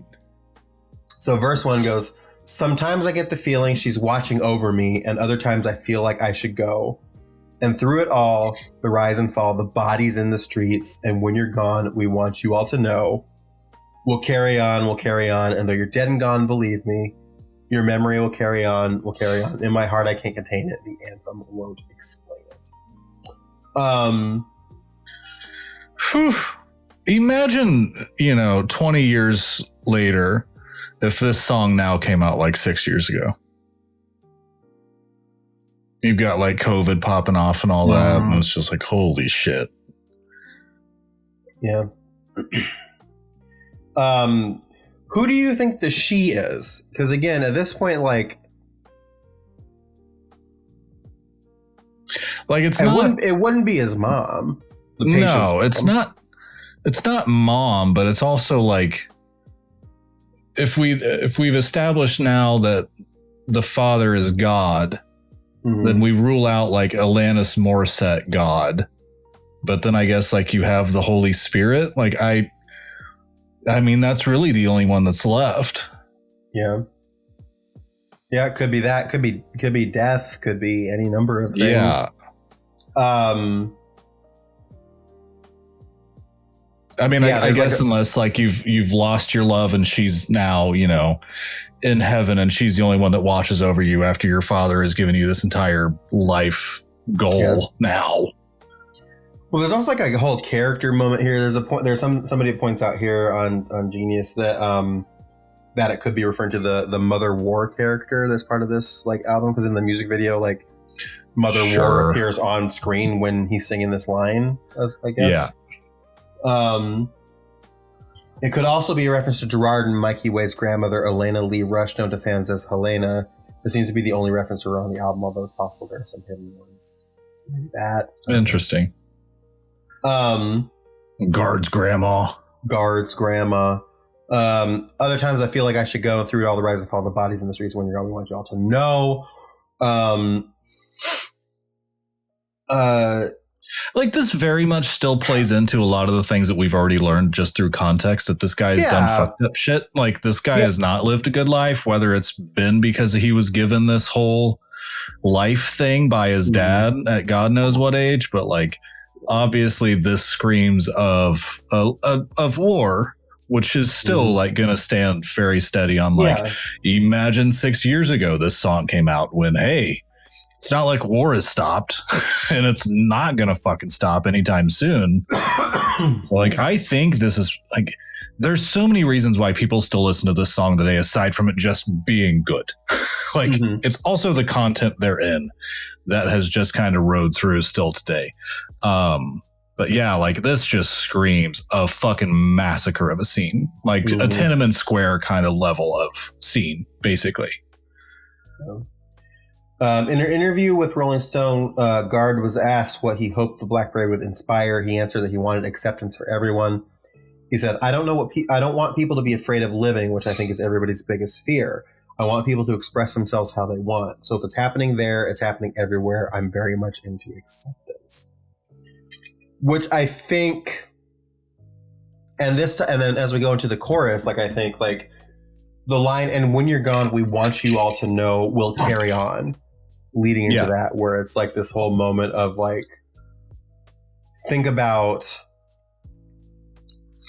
like this whole through line so far that nobody's going to remember me, and you're the last person that I have to, you know, keep me alive, basically. Yeah. Though you're dead and gone, believe me, your memory will carry on. We'll carry on. So it does feel like it's kind of like that reassurance in a lot of ways. Like you're gone, but we will remember you, and we will continue, and we will be okay. Yeah. Kind of thing, which is kind of what anybody wants. Come after. For those who come after. Let's go to the ding ding dong. I mean, yeah, for sure. Like anybody that's had a relative who's died, like you feel like you're going to be carrying on some level of that legacy, like, or just life. I mean, you're one of the last remnants of what they were and who they could be. I mean, thankfully I haven't lost a parent, but this is the week that, you know, my father-in-law would have passed away 7 years ago. Like, and we always get fucked up. And I'm going to say like we get fucked up because it's 420, but not because of that. But like, that's the day that she started her drive to Massachusetts those years ago. And then he held on for like 9 fucking days. And I mean, when they call, it was like, you've got until tomorrow. Yeah. And so like, here we are all these years later. You're bracing yourself also for like having to lose somebody that important in your life tomorrow. And then you have to sit there and linger with it now for days. And then you don't know. And it's like that's a whole other feeling where it's just like, you would think that having that extra time would be comforting, and it is in a way, but at the same time, it's just like, I was prepared. I was bracing for something specific. And now it's just like, it's going to be a different impact now. Because now I know it's coming and I have to anticipate it even longer. Yeah. Type of thing. So like we're still, you know, dealing with that in this house, and it's just one of those things that like will carry on, like whether it's your memory or whatever we do going forward, it's still, you are a part of our lives. Yeah. And the end of the chorus too, in my heart I can't contain it, the anthem won't explain it, also is like this sort of vibe where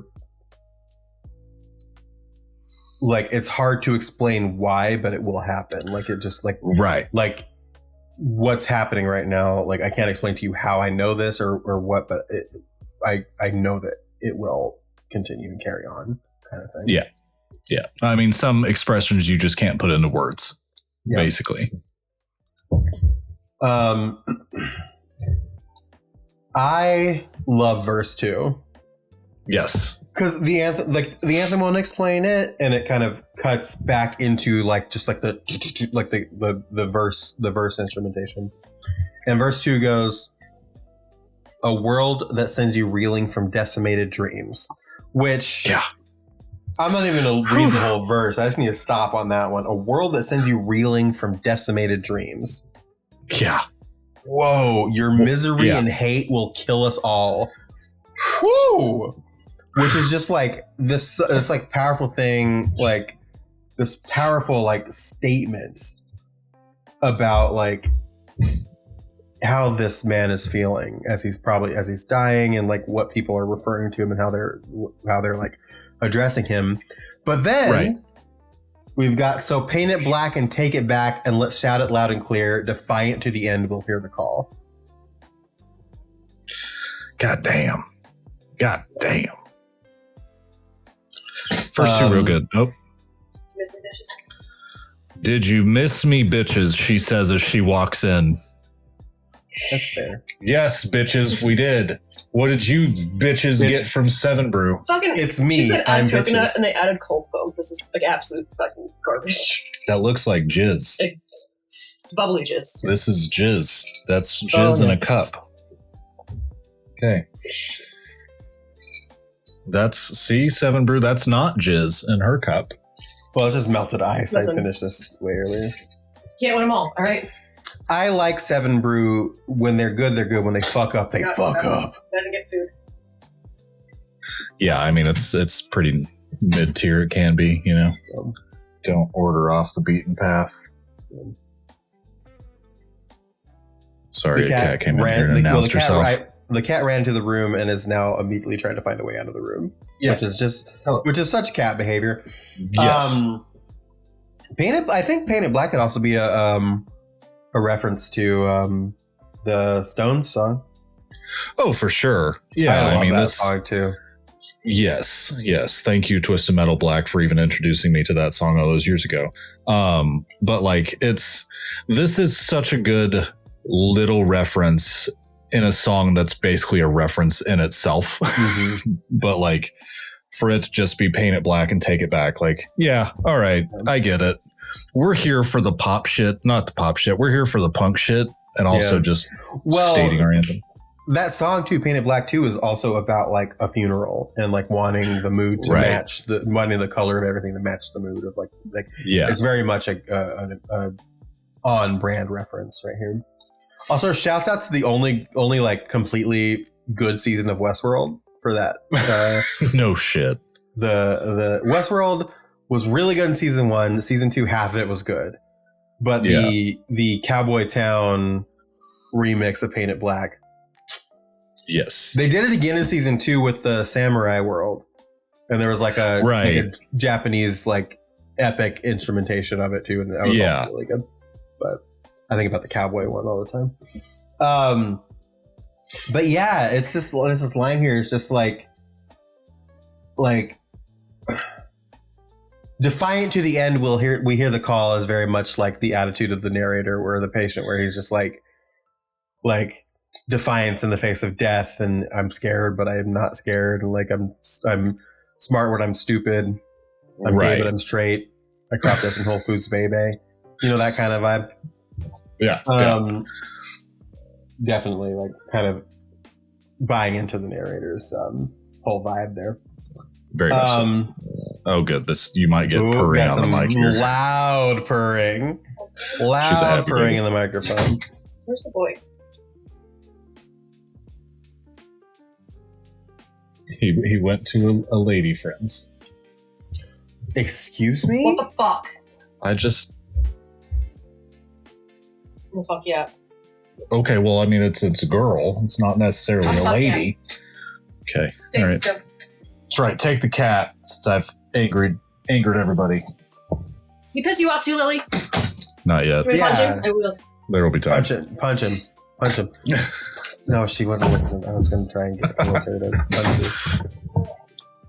What is that kid doing, man? Never mind. Oh, now she's interrogating Aurora to figure out where he could be. Yeah. Even though Aurora was with her, so who knows? Yeah.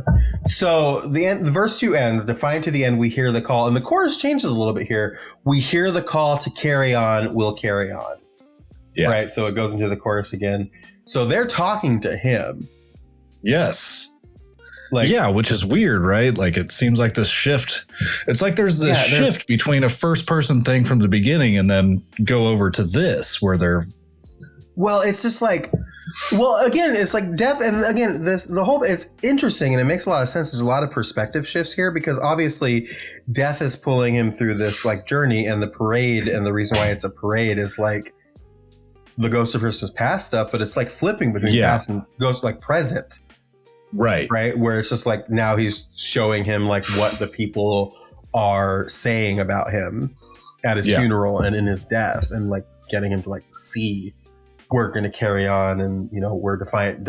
You were defiant to the end. We hear the call to carry on, and like all sorts of stuff. Yeah. Like, we will remember you. We'll carry on, and your memory will carry on. That type of thing. Which is interesting too, because so far this does not sound like a guy that would have people in his life that would do that.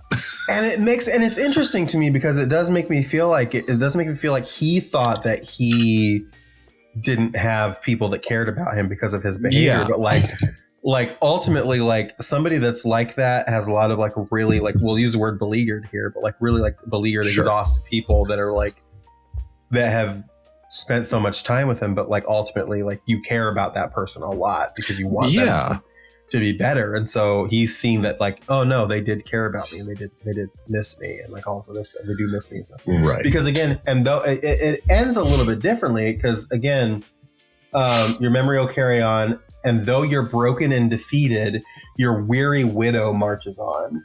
So now we're talking about like his girl, his lover, his right. His, you know, it doesn't necessarily have to be wife. I know widow means like your spouse that, you know, survived you, but like it could be metaphorical, but all this other stuff. So again, another transition here because we get from the chorus to the bridge. Your weary widow marches on and on. We carry through. Yeah. And we get some whoa. We get uh-ohs here. Ugh. So we go on and on. We carry through the fears. Disappointed faces of your peers.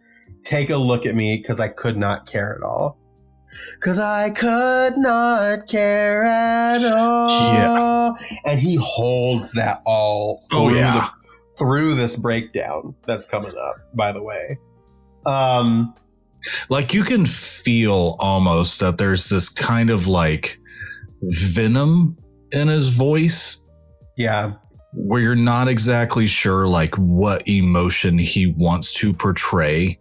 And I think that kind of gray area of like just belting it out and going is fucking phenomenal. I'm really interested in like the perspective shifts. Like each line seems like it's coming from a different place, right? Yeah. On and on we carry through the fears, which feels like his friends, his family, whoever's thinking about him, continuing even though they're afraid of like what might happen to him, and like continuing to like support him as best they can.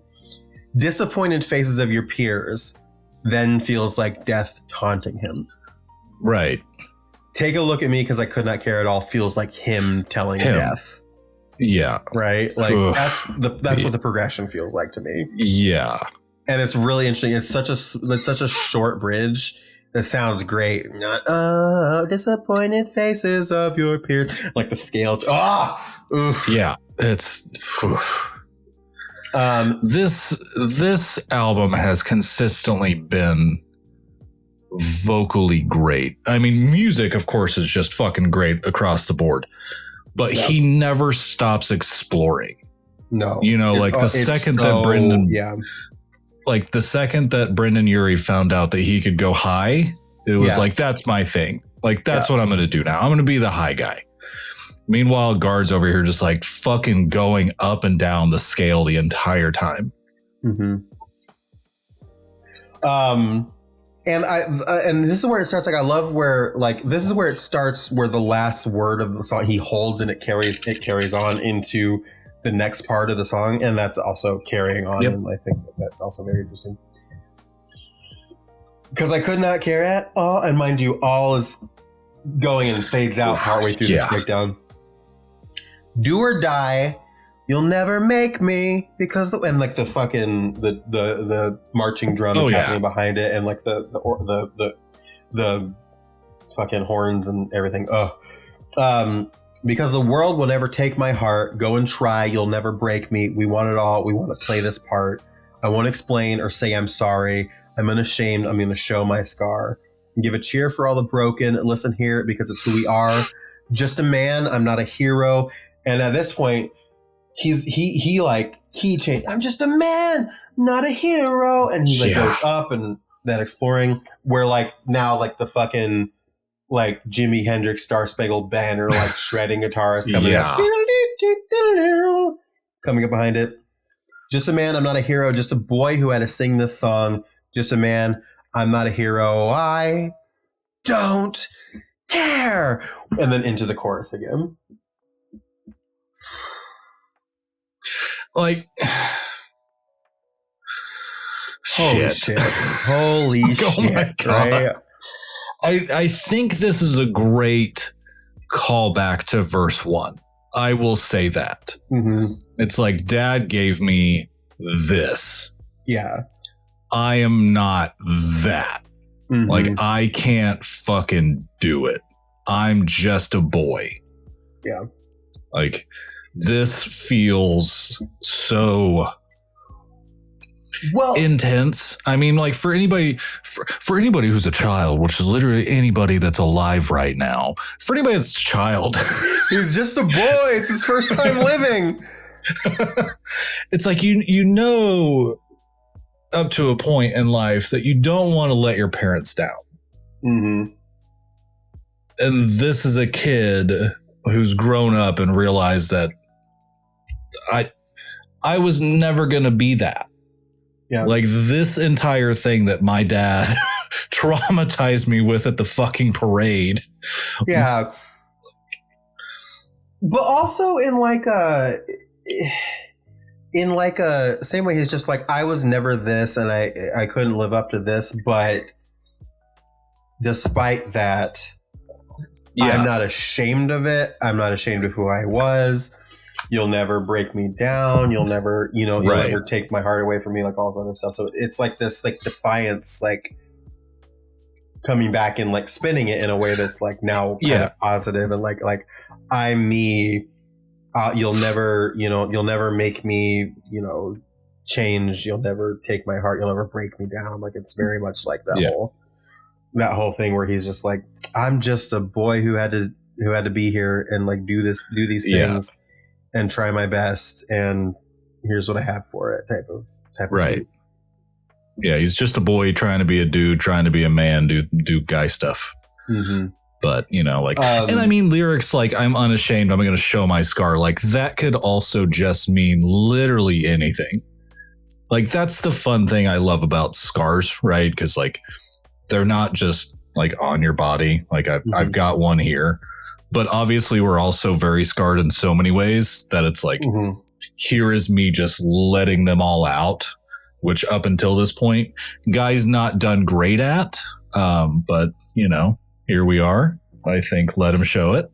Mm-hmm. And it's also like celebrating the people who are also struggling with it and being broken too. It's like give a cheer for all the broken. Listen here, because it's who we are. Right. That's what made us who we are today. Like we've gone through so much shit, and it sucks, but it also made us who we are. So let's celebrate that. Yeah.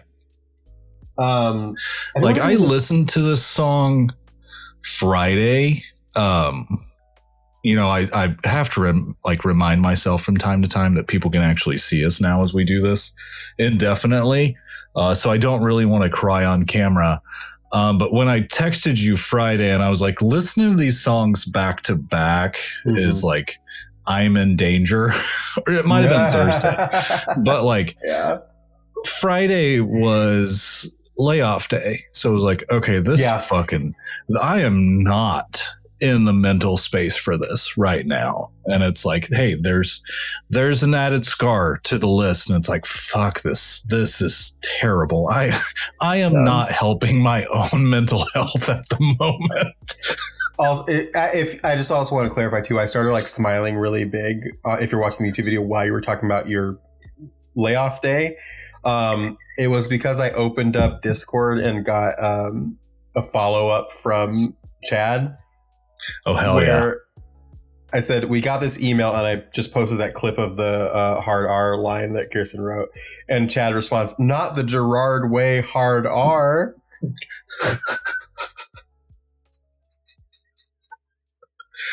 That's a valid response. But yeah, I do see what you mean there. Yeah, and I can understand why that would be like a little tricky to navigate. But yeah, so you've got this breakdown, and again, it just a man, not a hero. Why? Yeah. Don't care. We'll carry on, and then it goes into the chorus again. And then you get to the end of the chorus. Your weary widow marches on, and then the on again carries on into the outro, which is the breakdown again, and it's going through, and then as it kind of goes through, as he fades out the first on, he sings "We'll carry on" again, and it repeats throughout. So it's we want it all. We want to play this part. We'll carry on, carry, and he's just singing that through. It gets this part at the end where again, go and try, you'll never break me. We want it all. We want to play this part, and that's where it ends. You got the marching band stuff, but again, I love how it's we'll carry on. After this part, it's we'll carry on, and he's holding that on again as the fucking marching drums come through, and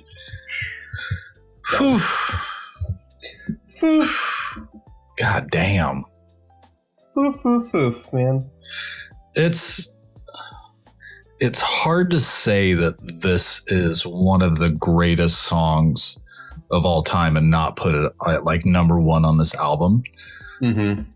But I mean, like, that's personal reasons, right? Yeah, but I'm sure we'll talk about that too when we get to it. But yeah, it is very much like, I think in a vacuum, like if I was just taking my emotions out of it completely, yeah. I don't know that there is a way that you can say that this isn't the number one song on the album. Right. Like, if we're just looking at it from a pure, like, artistic perspective. Like, yeah, absolutely. But then, again, music isn't just, like, what the song is. It's how you feel about it, right? So it's just, you know, there's other songs on this album that I think. Like, I've always been emotionally affected by this song for various reasons, but like the week that I've had gave me an incredibly emotional response to this song that I've never had. And like, I know that's just like, hey, you've had a bad week. Like, that's not wholly just, oh my God, this song is so fucking amazing. It changed my life. Like, I know it did 20 years ago. Mm-hmm. And I give credit to it for that. Like, there's, again, nothing that sounds like this in this genre. There's nothing that sounds like this in several genres. Mm-hmm. And I feel like I could be incorrect, but like, I swear that there's two versions of this song. Like, there's the radio edit. There's a radio edit. Yeah. The radio edit is 4:37 and the album is 5:11. Like, yeah.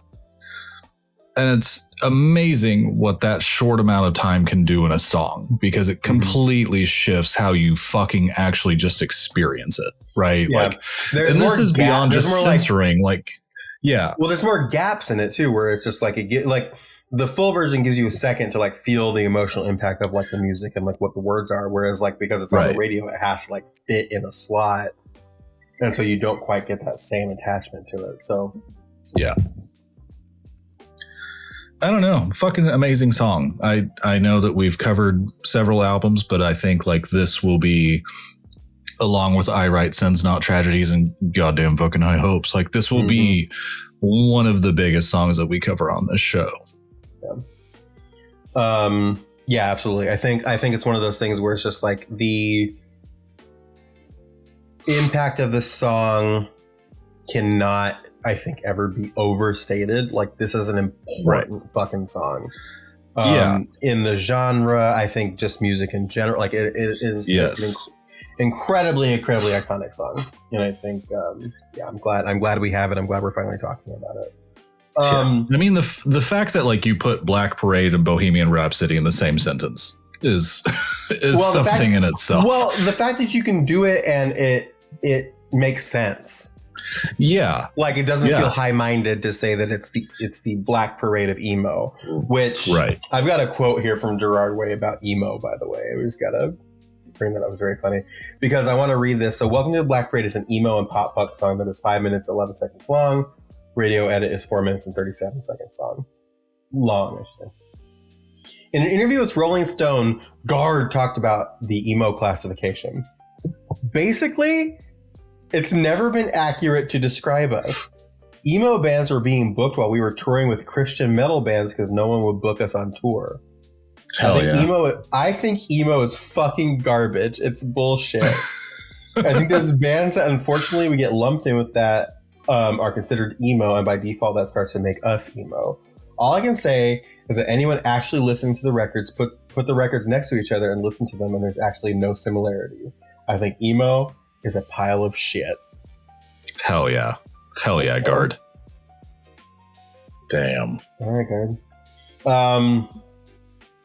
It's been described as pop punk and hard rock, played in the key of G major, later changed to the key of A major. A major. That doesn't work. Towards the end. It's not the same. It's not the same. Gerard Way's vocals range from the key of G4 to D6.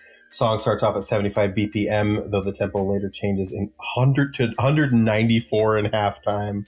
God damn. Song opens up with an 11-note piano introduction that starts with G5, which slowly builds up to a marching band-esque portion, drumming and a guitar leader then introducing the second half, driving into a frantic pop-punk burst of energy. The song combines the aspect of several areas of rock music. One portion of the song predominantly uses a horn. Several journalists compared it to the Queen's Bohemian Rhapsody. People compared it to In the Flesh by Pink Floyd. We really do gotta put some credence into that. It sounds like the Wall thing that Dennis brought up. Christopher R. Weingarten, and Eliza Aufrichtig of New York Times compared it to the Hard Knock Life from Annie. That's interesting. Sure. Maybe I'd have to. I don't think so. Anyway, Jesus of Suburbia from American Idiot. God, I'll just give y'all a little bit of spoiler here. We're going to be talking about American Idiot at some point on this podcast. We do have it scheduled. I cannot wait to talk about fucking Jesus of Suburbia. I fucking love Jesus of Suburbia.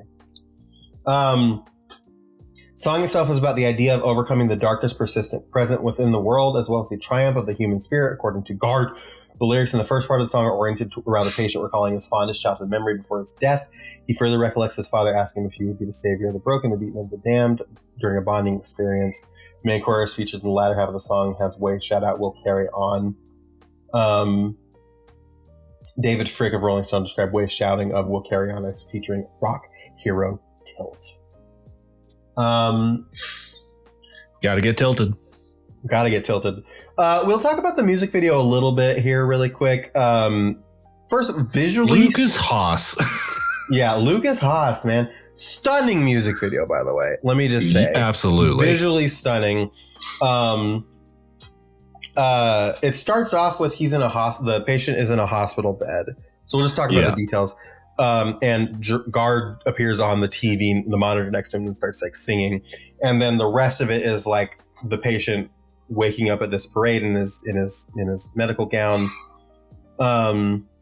This like post-apocalyptic parade. Yeah, this like parade with all these like you know black decked characters and like the other words like the gas masks and like all this other stuff is very like evocative.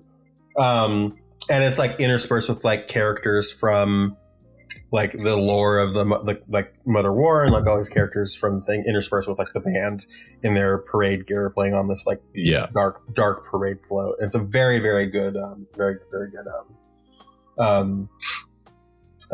music video. It's really fun. I saw this music video a lot on Kerrang, the Kerrang channel in England at the time. Music video for Welcome to the Black Parade is directed by Samuel Bayer, who has he? What do I know? Oh my god, he's directed a lot of fucking music videos. Holy shit! Yeah, he's directed for Nirvana, for Ozzy, for Maiden, for the Ramones, for fucking Pat Benatar, fucking NoFX, for Collective Soul, for the Cranberries, Garbage, Smashing Pumpkins, David Bowie, Metallica, Rolling Stones, Sheryl Crow, John Cougar Mellencamp, Marilyn Manson, fuck Marilyn Manson, Natalie Imbruglia, Robbie Williams, Lenny Kravitz, fucking Blink-182, Aerosmith, Green Day, Papa Roach, Good Charlotte, The Strokes, My Chemical Romance. He directed Famous Last Words as well. So. Justin Timberlake, Maroon 5, Pearl Jam, Kid Cudi. Like he's directed. He's been directing music videos since 1991, and he directed that Kid Cudi music video for Grave last year. So he's shit. Wow. He's going.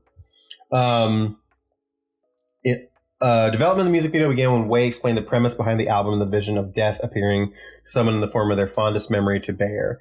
Taking interest in the concept, Bayer rented a space shuttle hangar outside of Downey, California, and began construction of a marching band float and a city backdrop. Meanwhile, the band's black parade uniforms were designed by Colleen Atwood. Filming for the music video took place from August 3rd through 4th, 2006. Since the filming and the production of the music video required a lot of effort and money, the record label insisted that the band and Bayer record another music video in the same shoot as Welcome to the Black Parade to get more out of the session. As a result, the music video for Famous Last Words was recorded immediately after filming for Welcome to the Black Parade concluded, with Famous Last Words clip serving as a continuation of the other's premise. The clip follows the patient, played by Lucas Haas, as he nears the end of his life and is approached by the Black Parade, whom proceed to guide the patient towards the afterlife in a dystopian city. So, Lucas Haas has been in a lot of stuff. Yep. He plays himself in Zoolander.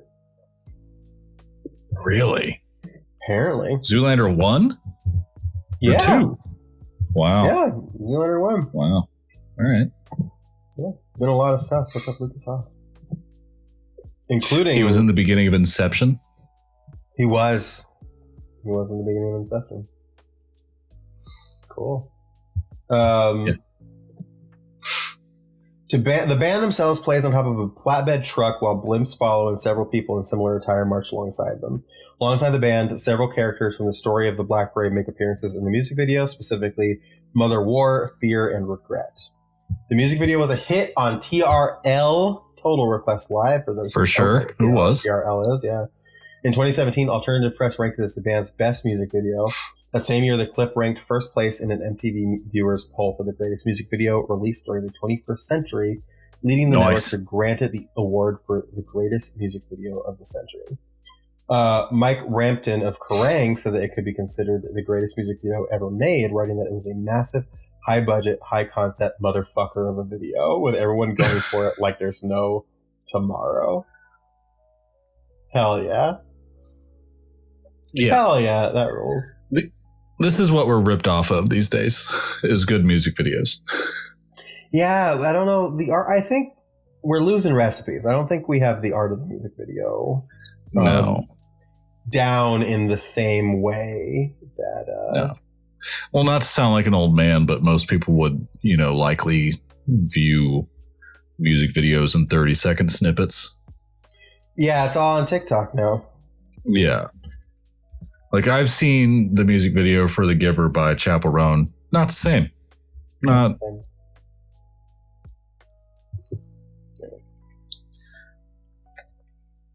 Well, any other final thoughts? I mean, I think the video's amazing. I think the song's amazing. Mm-hmm. Yeah.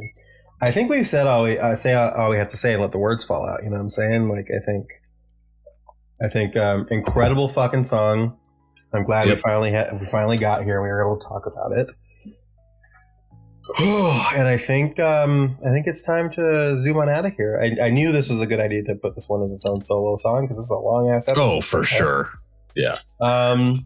But with that, let us carry on into Soundsystem. Hell yeah. Soundsystem gonna bring me back, alright. More thing that I can't even know. So I had a mission last week, right? Like you did, this young boy's father did in the same way. I had to save ourselves from the broken, the beaten, and the damned, which is myself. Would you say that's what you were doing? Yeah, I mean, basically, at the end of the day, I had a sword in my hand. Probably really didn't need to be there. Mm-hmm. So I found myself listening to the mix of things that have come out. And I was reminded that, hey, there's a franchise you like by a video game developer that you like that's coming out called 007 First Light. Yeah.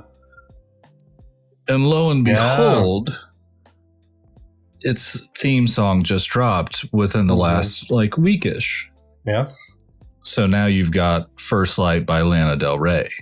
Yeah. And I then learned that Lana Del Rey wanted to go on. Lana Del Rey, I know, it's my Kansas ass. Lana Del Rey.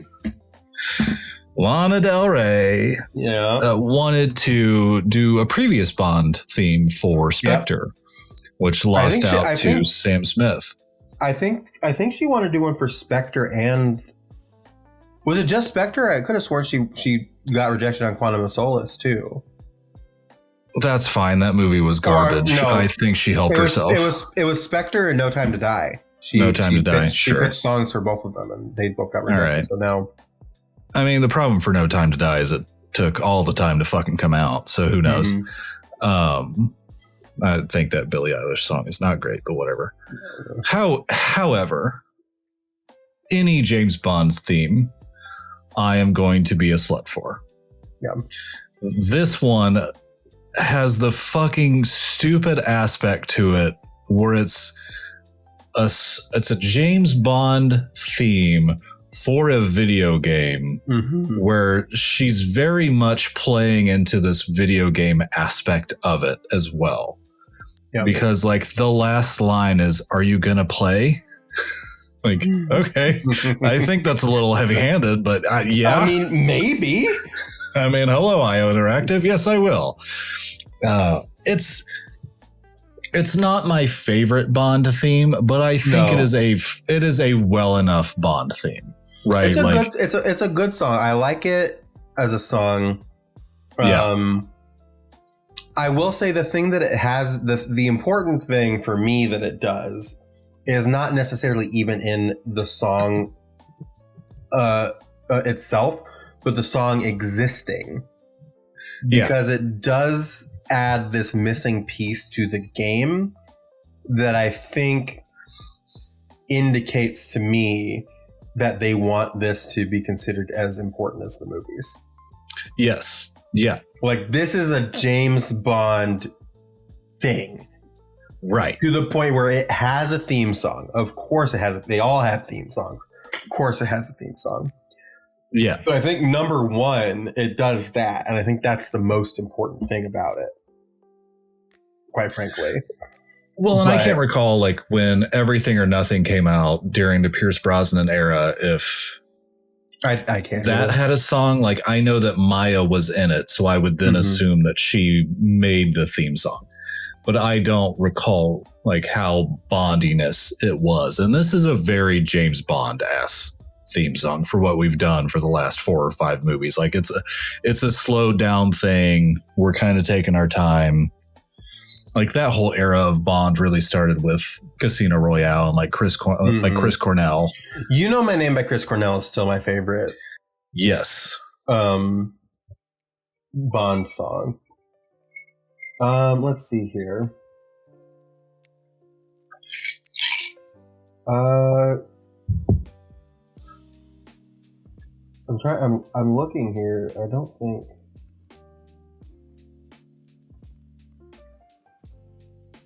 Yeah, I don't know. I'm looking through this like list. I don't think that like any of them had. Yeah. Maya did record a song for Everything. Hell yeah. But that's the only one that I'm noticing. Anyway. Yeah, but it's a good song. It's a good song. It's just, right. Not the best Bond song, but a good song. And I think it feels, I was kind of hoping for something a little bit different from Lana. I think it very much fits into the formula of what you might expect from a James Bond theme song. And I would have loved for her to put more of herself into it, but I think it's a little bit as a song. It's like, it's good. Like, it's not a bad song. Yeah. Well, and in 2026, I'm just happy to have a Bond theme. Yeah. Like, as a genre of music, the Bond theme existing in 2026 is fine with me. That's pretty good. Cool. For me, I said that my song was "Understand" by Hippocampus, which is the last song on their album LP3. And as this episode is airing, not as we're recording it, but as it's airing, so the Tuesday you're listening to this, tomorrow, May 6th, Tuesday, in it. Tomorrow, May 6th, is me and Chelsea's 3rd wedding anniversary. Your wife? My wife. Understand is our song. And it just felt appropriate for me to like shout that out, like bring it up on this specific episode. It's just such a great, it's a beautiful song.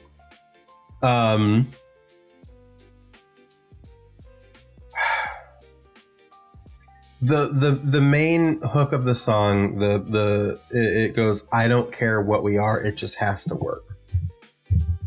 And it's just like this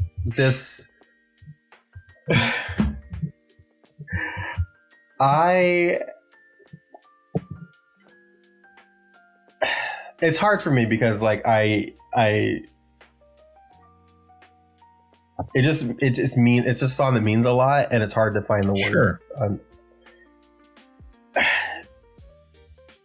The lyrics, I'm looking up the lyrics just because I want to kind of like read through them. I think that's how I'm gonna get through this. The song starts out with this like really beautiful like synth key before it gets into like the thing, and it's just like this kind of like mundane thing. It says, the song starts out, I feel like I'm losing my mind talking right now. I haven't formulated an actual sentence in the last 30 years. What the fuck? So it starts out with driving like a bride in a newly married kind of way with the top down, and I'm breathing in the sunshine, breathing in like it's too bright, but I'm all right. We can go whichever way, talk about our long days, take the long way. You can shoot whatever, babe. If you get the last say, I'll be okay. I don't care what we are, it just has to work. Where we end, something far, something hard to understand. And I just remember hearing the song for the first time, and like the first time I ever heard the song was with her. And sure, it just made a lot of sense. And so this wound up being like our song for our wedding and just for generally. And it just means a whole lot. And I remember the thing that cemented it for me was we actually went to go see Hippocampus in Seattle before we got married, and we were there, and I remember they played the song, and like we didn't look at them the entire time. Sure. We were just like looking at each other and singing it to each other. And I think that was the moment where I was just like, it wasn't the moment where I decided that I wanted to marry her. I think that was probably a different moment, but I think it was the moment where I was just like, yeah, this definitely has to work, and this has to be for us, and the song means a ton to us. So listen to this song in honor of us, and I will certainly be listening to it as well. For sure. Part of the trip is that we're going to be driving through Yellowstone on our anniversary. Oh. And I think we'll probably ask Chelsea's mom to drive her car, so we can drive through Yellowstone together, and we'll play the song as we drive through and look at the pretty sights. Sure. So, nice. Yeah. Hell yeah. So yeah, and that does bring us to the end of this episode. I managed to get through that without crying, so I'm pretty proud of myself. I don't know how either of us actually managed to make it through Welcome to the Black Parade without it. We've cried for less, and we will. I don't know that I would consider it a crying song necessarily. I think it's just too high energy. I don't think I've ever cried to the Black Parade. I think it's just too high energy for me to like, you know. Right. I about did earlier, but again, that's not wholly the song. It's the context of the week that I've had. That's true. Like that did about take hold. But yeah, I mean, like for sure, this is not the cry song. I'm glad that we were able to cover it. And while I've said like this is one of the biggest songs that we'll have covered, I know what's ahead, and we'll continue to cover some big ass songs. So oh yeah. So we're about to go, but before we do, we need to talk about it. Yep. For those that don't know, Adam and I did a podcast called Adam and Lilli at the Disco for 3 years before we started Sad Kids Record Society. As a matter of fact, this is the same feed, so you can just go back and listen to it if you want to. But that podcast was dedicated to Panic at the Disco's discography.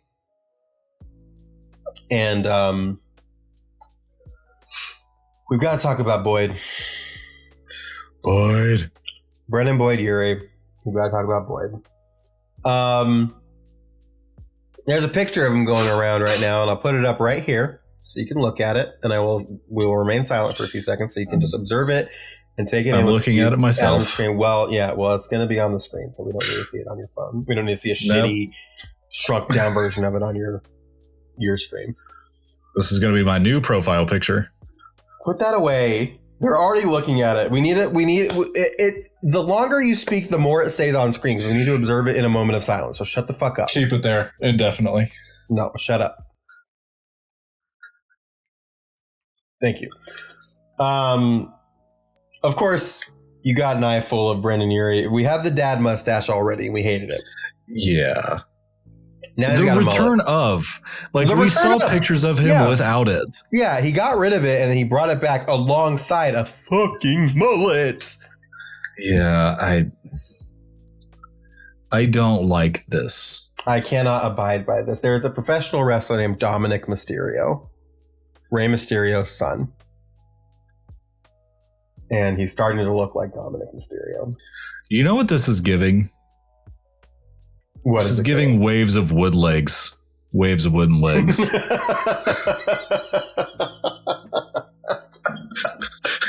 That's where we're at.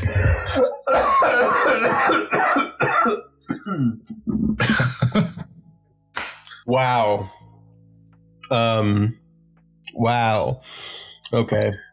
I for sure feel great discomfort seeing it. We didn't do our whole spiel. I just need to move on from this. I think we would just be doing a disservice if we didn't bring it up. Anyway. Yeah, right. We didn't do our spiel about the letters in the mail time. So, again, this is episode 2 of 3 of our void month where I'm moving and I need time to settle and also, various things. So, again, any new comments will not be read until late May, but we will read everything we get in the meantime when we get back. But thank you to everybody who heard the call. Defiant to the end, you heard the call and you were sent in stuff for us to read. This episode and next episode, we really do appreciate it.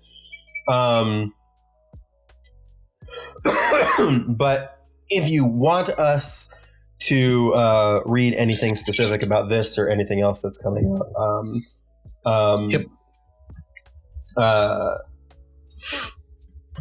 I'm trying to remember what the next song is. House of Wolves. That's the next one we're recording live. So that's the next one where an opportunity we'll get. You'll get to have a new comment on. So I Don't Love You is also going to be part of this Gap shit. You'll see we're going to be wearing the same fucking clothes next episode. So that's the reason why. But email at thediscopod@gmail.com. Instagram, Sad Kids Record Society. Leave a comment on YouTube. Leave a comment on The Bad Place. Or leave a comment wherever comments are sold. And if we don't check the place where you leave a comment, let us know and we will. Yep. Oh, God, I need to fucking stop talking for a second. I declare this meeting of the Sad Kids Record Society closed. Love you, bye. Love you, bye. Did I listen to pop music because I was miserable? Or was I miserable because I listened to pop music?